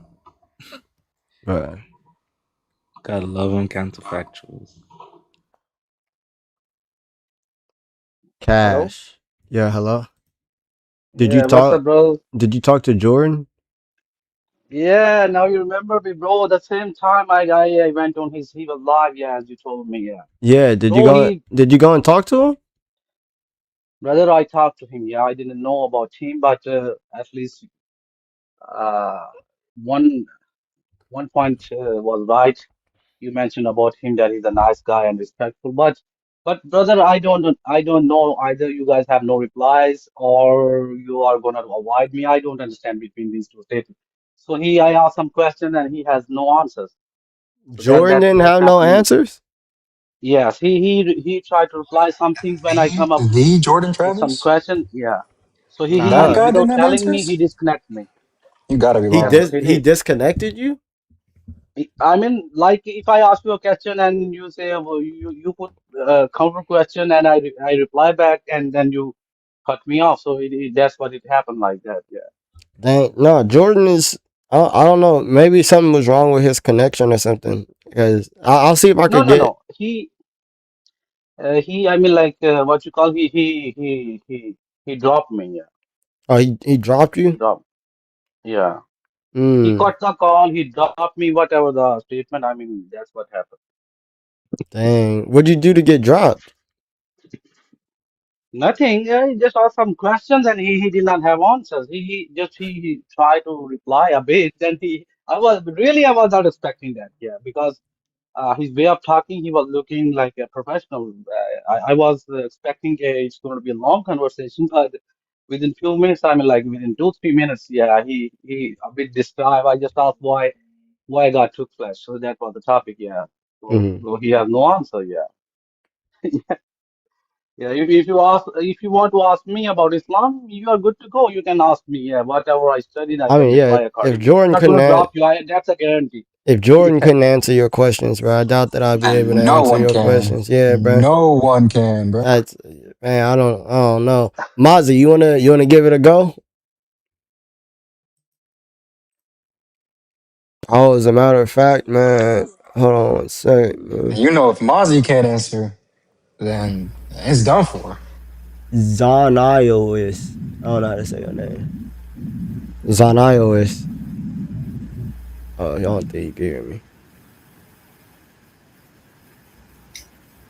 Zanios. Sonius. Zonius. What's up, bro? Yeah, not much, man. How about for yourself? I'm chilling, bro. Thanks. I've called once before, but I just had a question about the long ending of Mark. Mm-hmm. So I was recently in a discussion with an atheist, and he had brought up the long ending of Mark, and and how he believed that there was no resurrection in the earliest Gospels, and so he kind of like chalked that up to the resurrection being a later invention by whoever by the authors of the Gospels, and so I didn't really have any kind of answer for that, and so I was wondering if that would be anything you had any insight into. Yeah, I mean the resurrection is there in Mark before the longer ending. Really? Yeah, just read verses 1 through 8.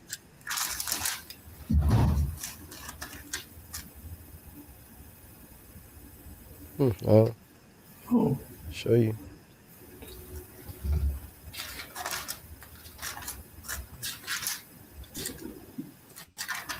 Oh, I was gonna comment, wow, he won't let me up, and then you let me up before I finished. So yeah, if you go to Mark 16, right? Because the longer ending, it starts at verse 9. I think verse 9, right? Yeah, verse 9. Yeah. So yeah, it says, and when the Sabbath passed, Mary Magdalene, Mary the mother of James, and Salome bought spices so that they might go and anoint him. And on the very early the first day of the week, when the sun had risen to the tomb, they were saying to one another, who will roll away the stone from the entrance of the tomb? And looking up, they saw that the stone has been rolled back. It was very large. And on entering the tomb, they saw a young man on the right side dressed in a white robe. They were alarmed. He said to them, do not be alarmed. You seek Jesus of Nazareth, who was crucified. He has risen. He is not here. See the place where they laid him. But go tell his disciples and Peter that he is going before you to Galilee. There you will see him just as he told you. And they went out and fled from the tomb, for trembling and astonishment had seized them. And they said nothing to anyone, for they were afraid. Okay. Yeah, that's it's kind of clear.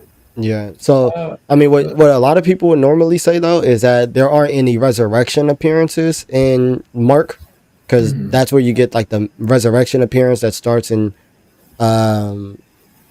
verse 9, where Jesus appears to like Mary and then appears to the two disciples or whatever.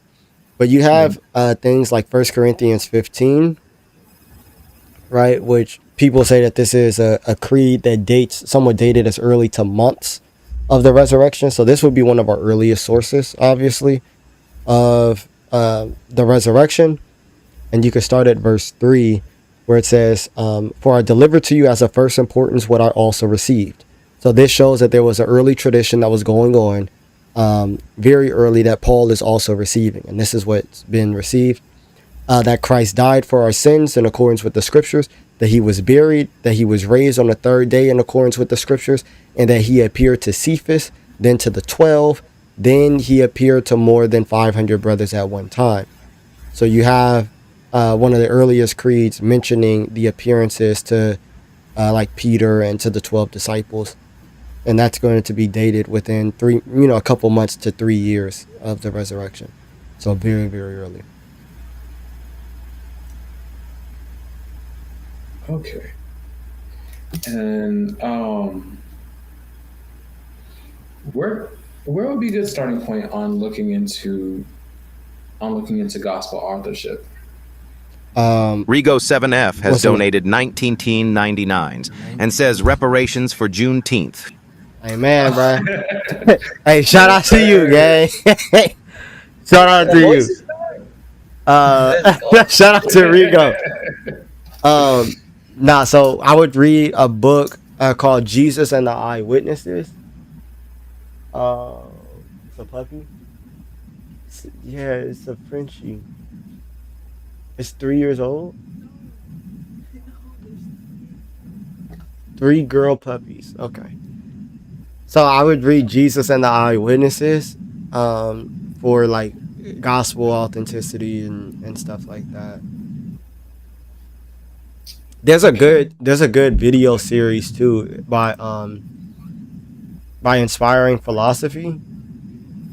If you do want to like if you're not a super huge reader, and he lists a lot of sources though.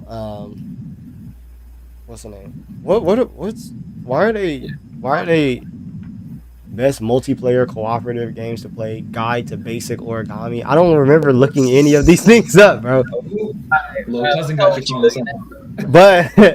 But if you look at Inspiring Philosophy, Yeah, I'm familiar with IP. I'll look on his yeah, page. he has a who wrote the Gospels, or I think it's called All the Gospels Reliable. He has a what's the name? A playlist. This should be in the playlist. But he has a full playlist. If you do go to his channel and go to his playlist, he has a playlist literally just talking about like who wrote Are the Gospels Reliable? And Where is it at? Oh, the reliability of the New Testament. You view this gosh, full playlist. No, that's not even it, gang. Hold on. I'm pretty sure he deleted it because he got refuted. So he took it down. No, it's right here. What are you talking about? he's talking about the Exodus rediscovered thing. I think that's Oh, what you're confused with. yeah, Nah, no. I just made that up. I was not talking about it. Yeah. Oh Nah. dang. But good So to yeah, know it's that called he got refuted. it's called the reliability of the Gospels. And it has 16 videos in them, but then specifically like Luke, Matthew, like these videos are really, really good as well. And then this is the full series. It's a 6-hour video, but he just compiled all these videos together and just made it the full series of whether or not the Gospels are reliable. All right, I'll definitely have to review that. I think I watched a few from the series, but I did not get all the way through. Apparently. Nah, yeah, just that's something. And then he mentions a lot of sources. I would obviously double check those Yeah. sources, and in double checking them, then you'll be reading for yourself. You can see the surrounding context of the quotes that he's pulling up of those scholars, and it gives you those books to have if you want to read the full thing as well. Mm. Yeah.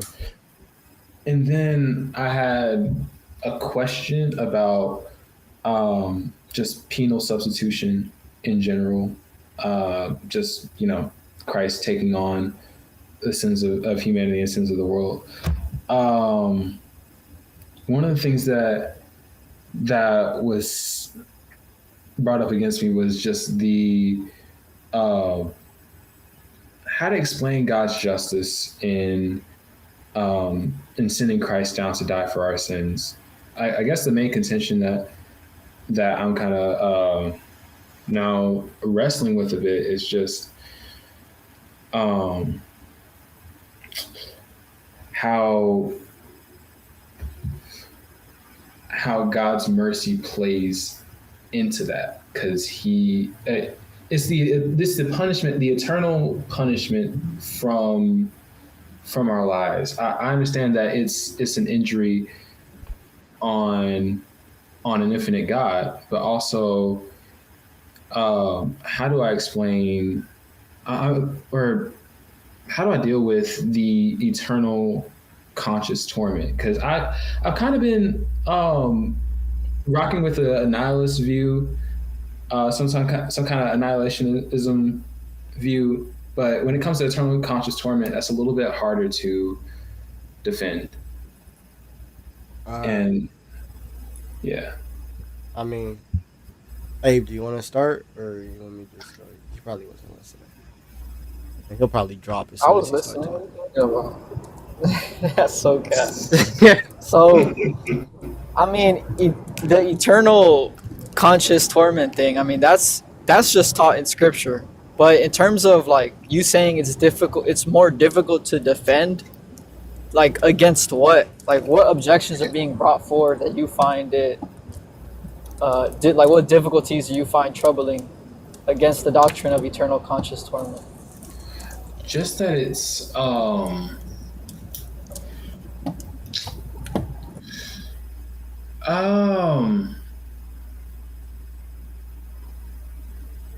the justice of it, I guess. I understand that hell is kind of like the C.S. Lewis view is where the gates of hell are locked from the inside. No one's in hell because no one is in hell out of their own will. They chose their own will over God's will, but at the same time, the argument that was levied against me was that since God is omnipotent and he also is omniscient, then and he wills for us to be with him, then he would know exactly what it takes for everyone to not experience that kind of torment. And he would do it. Yeah. Well, I mean that he would do it part is that part where you're jumping. I mean, we believe that God provides sufficient grace to all people. So when we say that he wills for all people to be saved, that's him providing enough grace to all people that if they were to accept this grace, they would be saved. So I don't see how there's any like wrongdoing on the part of God when he's the one that has provided the grace sufficient enough for them to be saved, and they're the ones who have willingly rejected it.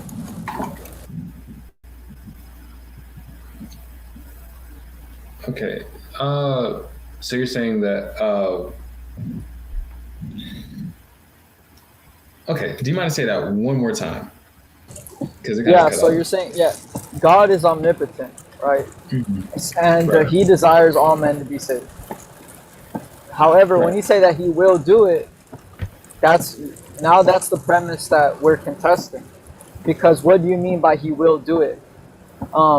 Because from our perspective, God doing it is God providing sufficient grace for us that we can be saved, right? So even to the people in hell, throughout the entirety of their lives, they were given sufficient grace that had they accepted it, they would not have been in hell, right? Right. So the issue is not, well, can God do it? Because we believe he has done it. But the issue is whether you think that necessarily God giving these sufficient graces has to result.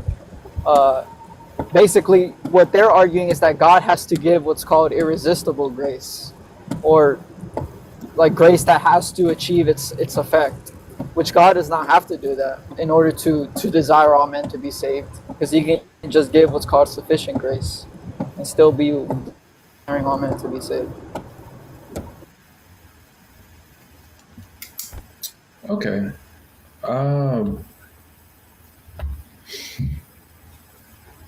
And then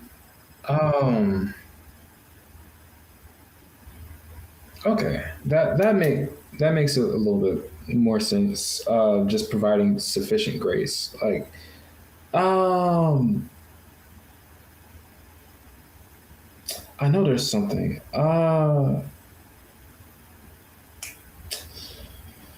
So I guess also a point that that I kind of pointed out that there's grace, that God offers grace and he extends that to all men, that they may know him. But at the same time, one of the refutations that he gave was if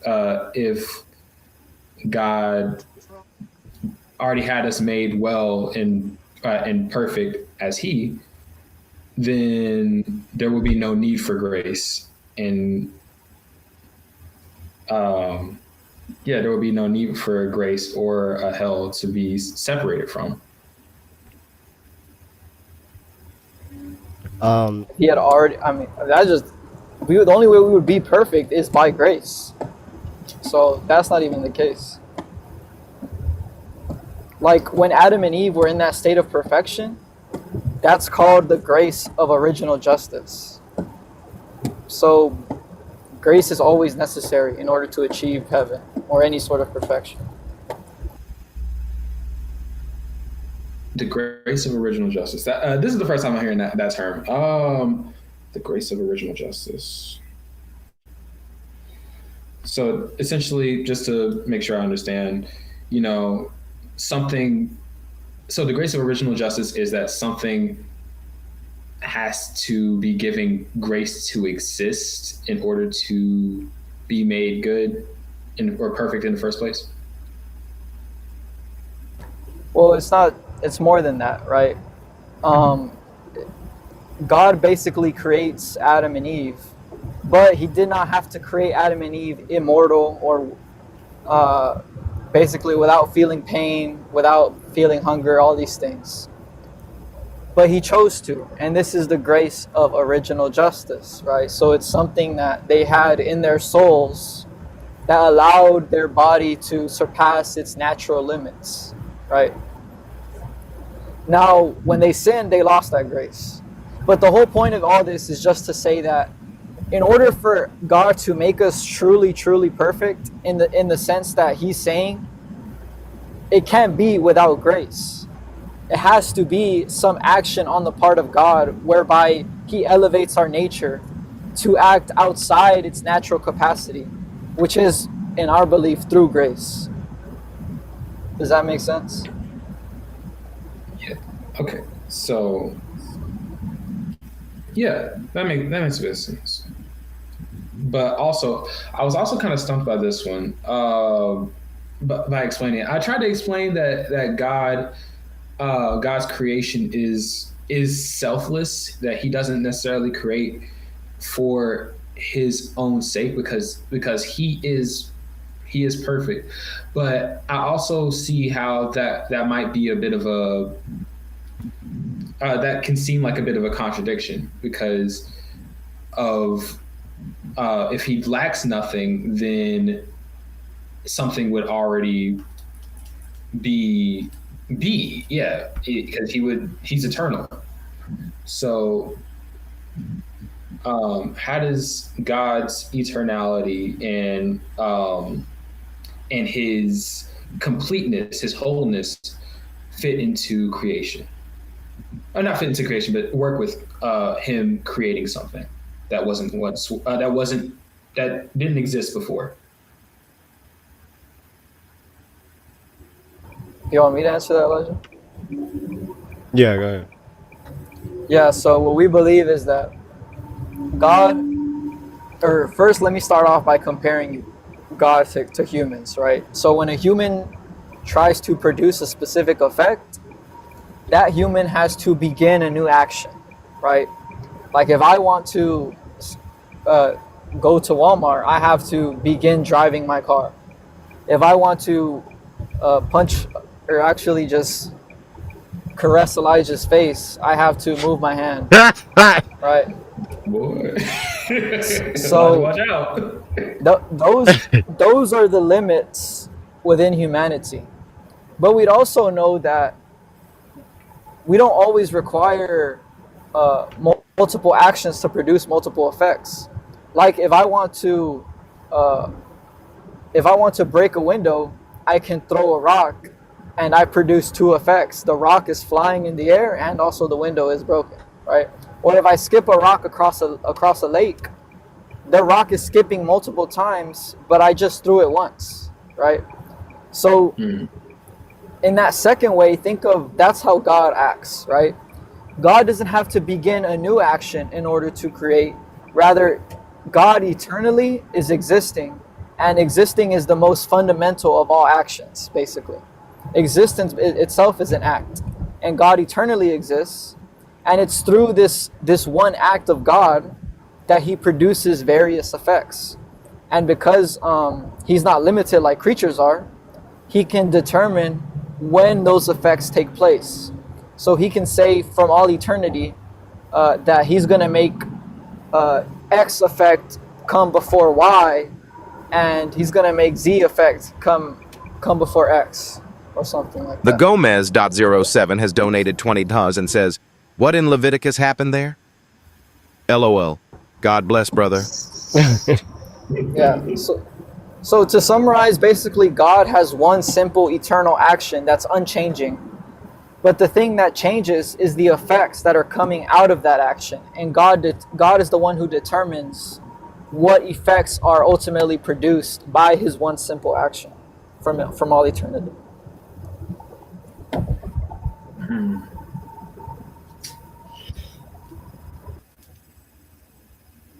Okay, God has an eternal action, and He determines what happens. Oh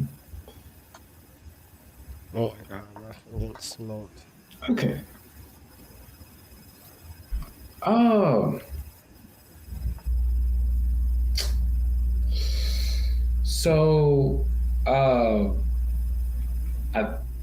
think that's all my brain can kind of muster at the moment. But Didn't you have a question about PSA? PSA. He said that like he ain't even heard of it before. What's PSA? Yeah, he said he just got through talking about God and creating and everything. How you talking about PSA? I thought y'all was talking about like a public service announcement. My goodness. But what does PSA stand for? Help me, please. Penal substitutionary atonement. Oh yeah. Okay, yeah. I think that's kind of what. Yeah, I think that's.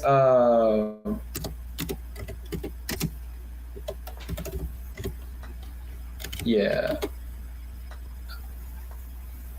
I think that was just my question about Christ being the. Oh, okay. So us taking the gift that God's given us by Jesus dying on the cross. I tried to explain that loving Christ is what is eternal life essentially, because that's what Jesus said, that this is eternal life, to know the one true God and Jesus Christ whom you sent.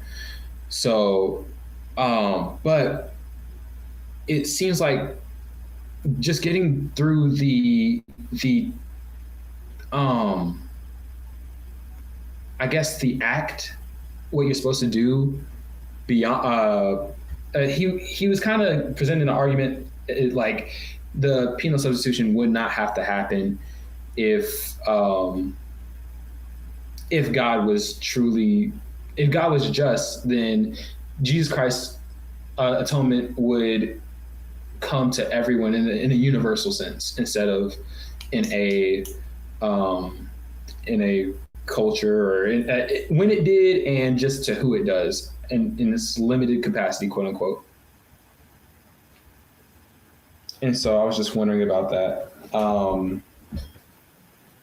when it comes. I mean, yeah, penal substitutionary atonement though is like that's. I mean, you see that in Genesis. Some would argue Genesis 3, but definitely with like Abraham and Isaac. It's just a sacrificial system that instead of you, there something or someone else can like suffer in your place, pretty much, to atone for your sin. So that's what you see with like animal sacrifices, but animal sacrifices don't fully atone for sin, as the Old Testament says, as well as the New Testament.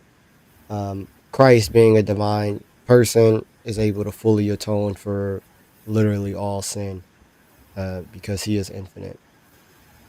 So instead of you, he goes in your place and dies for you, obviously, to atone for your sin. But that's there in like Genesis as well. I guess the deeper question. I mean, I kind of understand that that's just kind of just the way it is, and what it does is it builds like a virtue, like it puts someone else and allows for selfless love to kind of reign in that way. But the question that I kind of got was just like, why suffering in general? If like he was trying to say as a defeater to it, it was like, um, yeah, there shouldn't be anybody suffering for anybody because Well, in that way. yeah. Well, a question is not going to be a defeater. But in regards to like why does God allow suffering? There's multiple goods that are able to be uh brung out of suffering. Um, so for example, like there's been studies that are done of people who don't have like the sense of touch, right? Mm, So because they don't have the sense of touch, they actually do things that are very, very harmful to themselves, either burning themselves or biting their own tongue off or things like that because they can't feel the pain that normal people feel that stop us from doing the things that are destructive to our own bodies. So when we broke that communion with God, right? There was a pain that was felt. One of the things that Adam and Eve mm, felt is like the pain of the loss of the glory that they had, and they recognize that they was naked, and then they feel this fear and all of these feelings, this suffering that they are going through. It helps them understand one, the thing that they lost, and how much they would rather be under the protection, provision, and in that relationship with God. Now those are things that suffering can teach us and guide us to, so that like when we sin, um, there's a certain amount of pain that should be felt. One, this world is not supposed to be the end all be all. So right. pain and suffering being allowed in this world is to show us that, hey, this isn't all that we desire. We actually desire something greater, which is revealed to us through revelation and scripture. We actually desire this heaven where he will wipe every tear from our face, and the sun is not going to be give us excruciating pain, and the lamb will lie down with the lion, and all of these things. Those are things that are done when we are in proper relationship with God. So the suffering that we endure is also supposed to show us that, hey, this isn't supposed to be all that we desire, but instead there is something greater that is there, where God is able to bring these promises to fruition, and you're also able to learn from your suffering or other people's suffering as well, to try to orient you back towards God.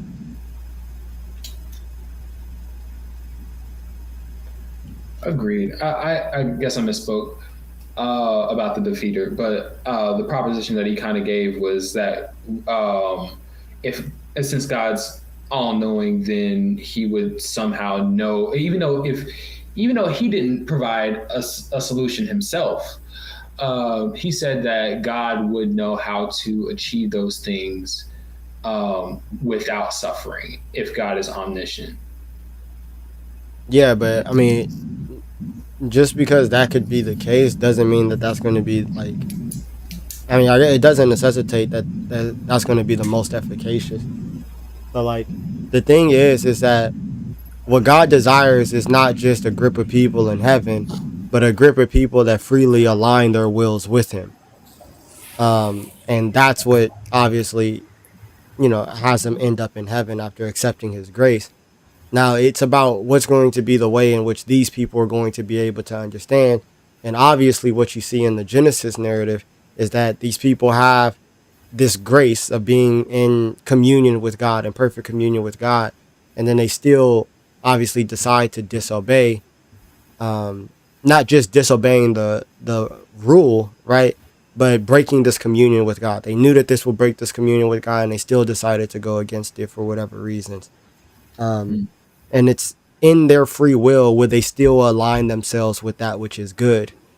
Now, these creatures, um, they learn through very different ways, and one of the ways is going to be like through our senses, um, and recognizing that the matters of the flesh do not get us the things that we desire. Um, so, like, yeah, there has to be some type of negative reinforcement there. But Mm. to me, that just seems basic. Like, it's not that Mm. suffering itself is bad. but like suffering not learned from is just like that's on you, bro. Right. And I just also want to just make sure that I'm coming at this at a theologically coherent way. So whenever whenever we sin, we know that that is apart from God, who is the author of life, which is going to lead to death. Mm-hmm. So we know that the sins that we commit and the life that we lead is up to our own decisions, and it's up to us to make those decisions to choose whether it is a decision that will lead to towards everlasting life or everlasting destruction or everlasting death. I guess just death. Yeah. The objection that I got was just that God set up the system in that way. So it's not really on us to. It creates a dichotomy that's not a decision entirely. How? And,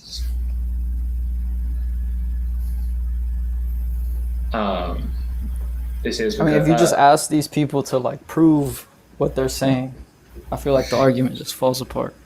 Yeah, when I did inquire about it, he was just like, if we're faced with those two options, life and death, then it's not truly a choice. Like if you had, they gave the example of somebody had a gun to their head, and they were told to do a choice, and it's life or death. It's not really a decision that they're going to, that they're going to quote unquote freely choose. All we mean by something being voluntary is that the decision is coming from some sort of interior principle, right?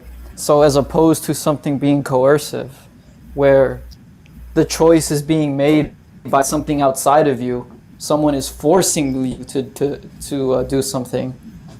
You, when you're deciding between 2 or 3 or 4 or however many options, that choice is coming from you, right?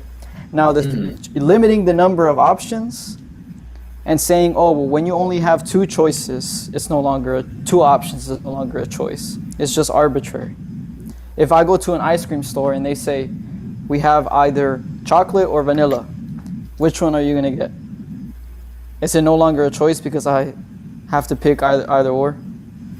Like, this is ridiculous, to be honest. Got you. All right. Well, that's that's about it. All right, man. God bless you, man. God bless you as well. Happy Juneteenth. Happy Juneteenth. Stay with us. You too. The mustard seed dilemma. We're cooked. Yeah. Jason. Yo. You hear me? Yeah, what's up? What's up? What's up? First of all, happy Juneteenth, bro. Happy Juneteenth, gang. Yeah, I got some more questions today. Back to round 3. The first one has to do with the relationship between privation and potential. Like, I haven't done a lot of research on it, but from what it seems like, in order to have potential, you must have a privation, but having a privation doesn't necessarily lead to a potential. Do you have any thoughts on that? That having a potential leads to a privation, but not having a privation doesn't necessarily mean lead to a potential? Yeah. And you're asking how I feel about that? Yeah, because you're, or in your most recent video about like the properties that this purely actual being has, you say that it only has to be one being because like if there's two, then the one or both of them has to have a privation that the other has, or else they'd just be the same. Therefore, they have potential. Therefore, they couldn't actually be the first being. No. It's for there to only be one. Is that for them to be different, one has to have something that the other lacks. But the purely actualizer doesn't lack anything. Doesn't have anything. Like there's no lack. So the two quote unquote beings would just be identical. They'd be exactly the same. They would have all the same properties. So there would only be one. It's not that, oh, then it can't be the first being. It's that in order for them to be distinguished, they would have one would have to have something that the other lacks. But out of both, quote unquote, both purely actualizers, they both lack nothing. So they have the same exact attributes, which just means that they are identical. It's like if Yeah, I guess what I'm trying to like figure out is like the whole like property of the first mover is that it has no potential, and you're saying that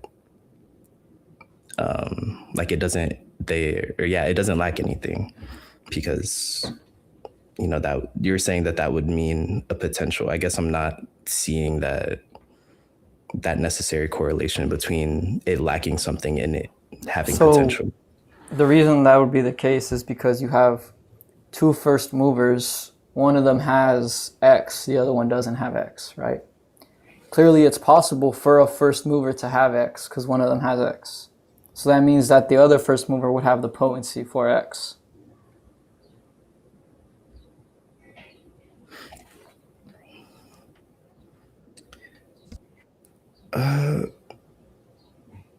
Like as soon as you say that there's a first mover that exists that has X, and X is not some necessary thing because another one has it, another first mover doesn't have it, then you're saying that first movers can have X, which would mean that the one lacks X and the other one has X basically as some sort of accident. So he would be in potency to X. I see what you're saying. I think I do have a problem with it in the sense of like if we take like organic beings, like things that are like made of matter, right? Like these all don't have the same possibilities. Like I don't have the same potential as like a piece of wood, right? Because I'm living and that's not living. But like we still do share some like the property of being organic, right? I think. Yeah, what is organic? Yeah. Oh yeah, but when we're talking about things that would be, in this case, under a specific genus, like humans or first movers or purely actualizer, right? Then, like for example, then it works because you would be saying like, oh, Elijah has a red shirt on, and I don't have a red shirt on. Like it's possible for me to have a red shirt on clearly because it's possible for humans to have a red shirt on clearly because Elijah has one on. So I would have that, basically I would have that potency. That potential, rather. I think, yeah, I'd see, like, if we look at it that way, I definitely get it. I just, like, I'm trying to rule out the possibility of, like, just basically of there being two different categories that a first mover could fit in. But I don't know, maybe I'm not fully understanding something about that right now. Yeah, there's not going to be two different categories that a first mover can fit in. Like it's just like when you're saying that something is purely actual. Yeah, man, saying that a thing is literally pure existence, and then you're trying to like modify existence. Like you could have two things that are just pure existence, just existence itself. Doesn't doesn't even make any sense. Wait, so do you understand how a purely actual being would have to be identical to his existence? Are you able to understand that better? Not. I don't think so. Not really. It's confusing to me. I'm trying to understand it like as I'm digging through this stuff. Well, if you think about it like this, that existence is basically existence is that by which a thing is, right? So a nature by itself doesn't have existence. A nature is basically, it either, rather created natures, I guess. We could say a created nature is given existence. Like when a man creates a chair, or when a mother gives birth to a son, right? These are things that have their own natures, but their natures are different from their existence because the existence is what basically makes the nature real. Does that make sense? Maybe I don't know. I'm gonna just have to come back and listen to what you said again. But My fault. I'm handling something, right? Very good. Yeah. Oh, okay. You're good. So I'm I mean, I'm cool talking to you. existence your name is Light, like. right? What's up? You said what? Yeah, my name is Light. Yeah. Okay. Yeah. No, his name is Abe. Abe. Okay. So Light. existence is that a thing is, right? Mm-hmm. Yeah. A nature is what a thing is, right? Yeah. So those two are different. They're different concepts. Now, to show that in humans that they're actually different things in humans, we can look at what would be the case if someone's nature was the same exact thing as their existence, right? If existence was like a necessary part of someone's nature, then that nature would have to exist necessarily, because it's just a necessary part of its nature. Does that make sense? Sure. Yeah. Oh my God. Okay, so a nature is what a thing is, and existence is that a thing actually is, that it is, right? Now, in created things, what you are is different from that you are, than from your existence. Your essence, what you are, is different from that you are, your existence. So, for example, like we could just think of a unicorn. What a unicorn is, a horned horse, all of these things, right? We can figure out what a unicorn is, the essence of a unicorn is, down to the T. Or you could figure out like the essence of a human down to the T. But nothing about that essence means that it actually exists, that it has existence. Because in created things, what a thing is different from that a thing is. That's close enough. It is different from that a thing is, right? So does that make sense so far? Yeah. Okay. Now, Abe, can you speak like a normal person? Because I actually am busy. Oh my days. Bro. Okay. So now that we established that those two are different, right? We can look at the fact that in God, they wouldn't be different, but they would be the same. Or at least in the purely actualizer, right? Mm-hmm. Because of the fact that nature and existence is different in creatures, that means that the nature, it's not the same as existence, so it has to receive existence from something outside of it, right?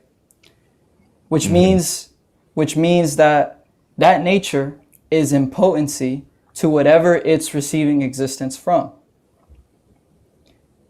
Now, obviously, the purely actualizer can't be in potency to anything, so it can't receive existence from anything. So existence has to be intrinsic to its very nature. It has to be identical to it. Yeah. Okay. I see right? it. I see it. Yeah. So now when we look at why there can't be multiple, it becomes a lot clearer from this angle, because of the fact that things that fall under the same category, right, or things that belong to the same nature, are distinguished by their individual existences. So you have two humans, they have that same nature, or they fall into the same category of human, but what distinguishes those two is their individual existence. One has a different existence than the other. But in the case of a purely actual actualizer, its nature just is the same exact thing as his existence.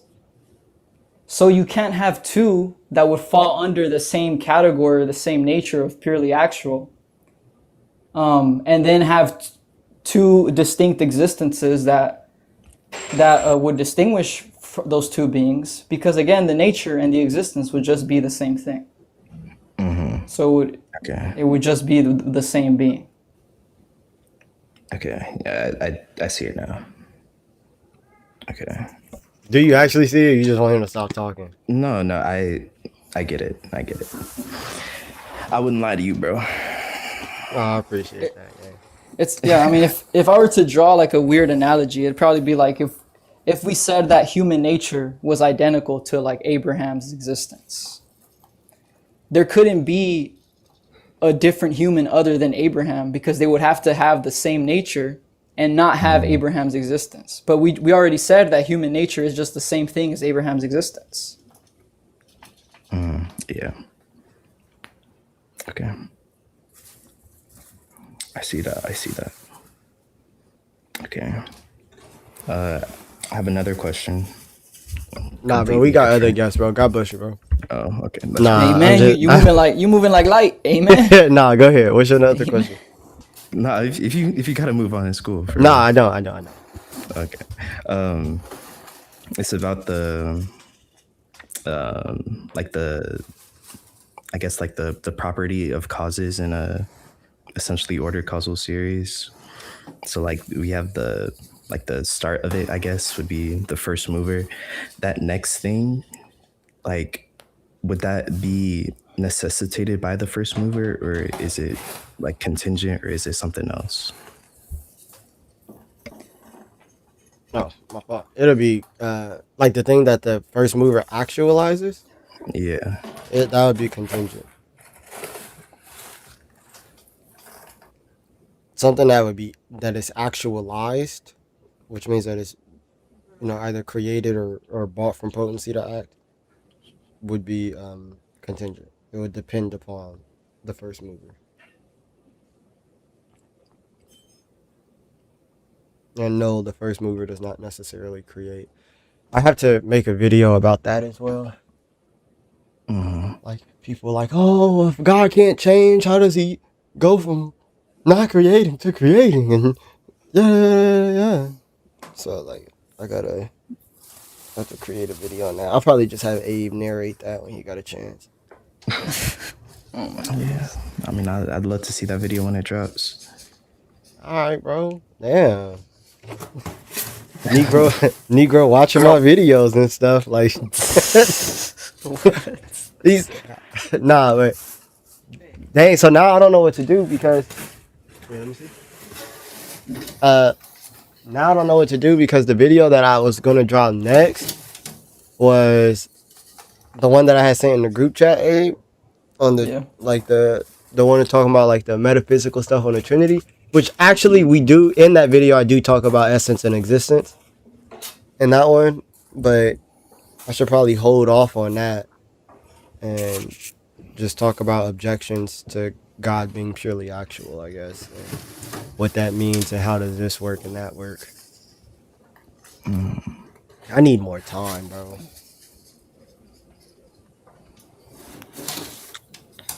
Yeah. You're looking at the wrong one. You gotta look at the one. I had a third question, but I don't really think it makes sense with what we talked about so far. So I think that's all I got for y'all. What's your third question? It was talking about like you know, if something has necessary existence, but like basically like if a thing has parts, but one part of it is necessary and the rest of it is contingent on something else, could that necessary part be like the first thing in this essentially ordered chain? No, because the thing with parts is that there's going to require a cause outside of the parts in order for them to be united and constitute a whole.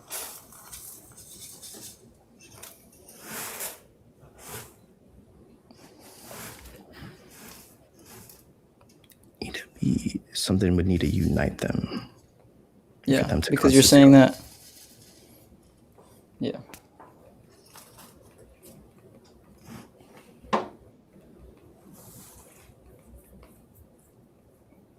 Okay. Oh yeah. Okay. I'm gonna look into this stuff. That's all I got for y'all. Really appreciate y'all.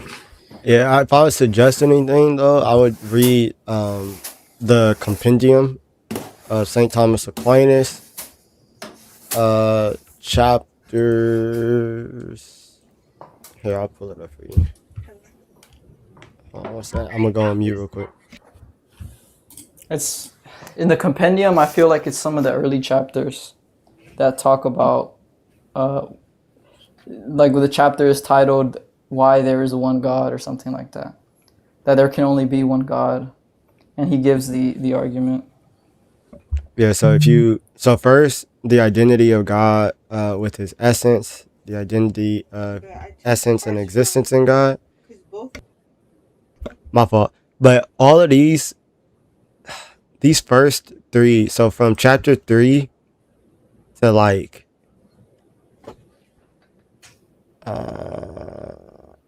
chapter 19, that's going to be talking about one, the existence of God. So he's going to go through like the argument for motion, God being immovable, and then this is going to start about the attributes of God. So God being eternal and necessary, everlasting. These are super super short, by the way. Like this is chapter 7, this is chapter 8, chapter 9. I don't know why it breaks it up like this here, but yeah, we can't trust Aquinas anyway because he was writing too much. But the identity of God's essence and its existence, like all of these are super super short. And if you don't understand anything, bro, I see here, I copy and then I paste that into the AI of your choice. Specifically, I'd obviously choose Notebook LM, and then I'd be like, hey, what does this mean? You feel me? Just to help you understand, can you give me some examples maybe, but stay as true as you can to the literature, all of those things. And they'll talk about he's going to talk about all these things. Like God neither in the form of a body, because that's going to speak about like God being in parts, or the unicity of God, talking about how many gods, whether they could be parts or one, and everything like that. And it's just a couple of this is the work that like I was like, man, like we should put this into video format of like everything that he covers. Because people won't read. So just steal other people's content. Yeah, I'm not a reader, not gonna lie, but I'm gonna try to look into this. Yeah, it's just the compendium. Hey, that's cool, but not everyone got to study theology. Some people could just pray every day. Yeah, for real, bro. You could just trust whatever we say, bro. Yeah. Like, especially Jordan. Trust whatever Jordan say. If you end up in hell, you know who to blame. Amen. Take everything I say with a grain of salt, though. I'll keep that in mind. But yeah, I'm gonna look into that. Thanks for your time, and have a good night or day, afternoon, whatever y'all got going. God bless, man.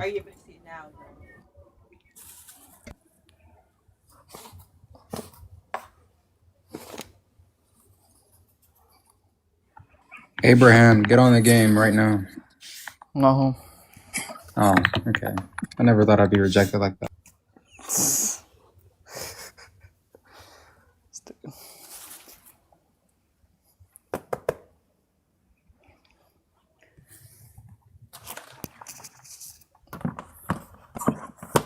Hey, my team is selling me, bro.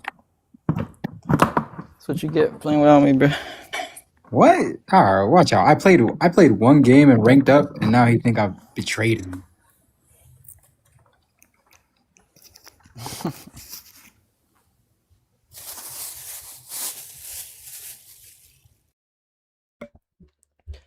All right. There's nobody else, right? 'Cause my mama going off. So I'm gonna have She to go. going off.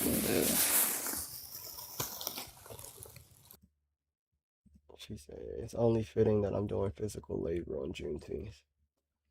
So I gotta go.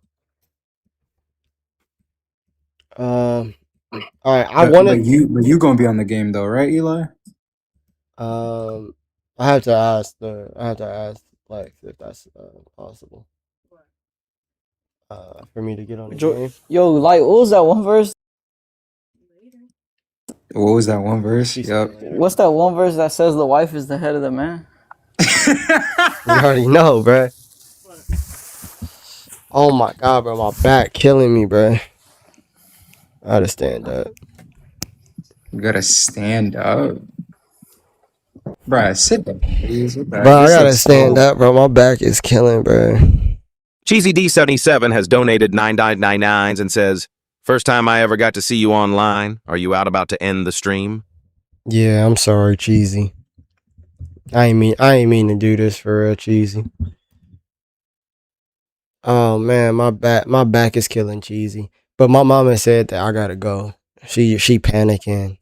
There's stuff that needs to be done, and I ain't did it yet. So she like, I gotta go. I gotta handle my business.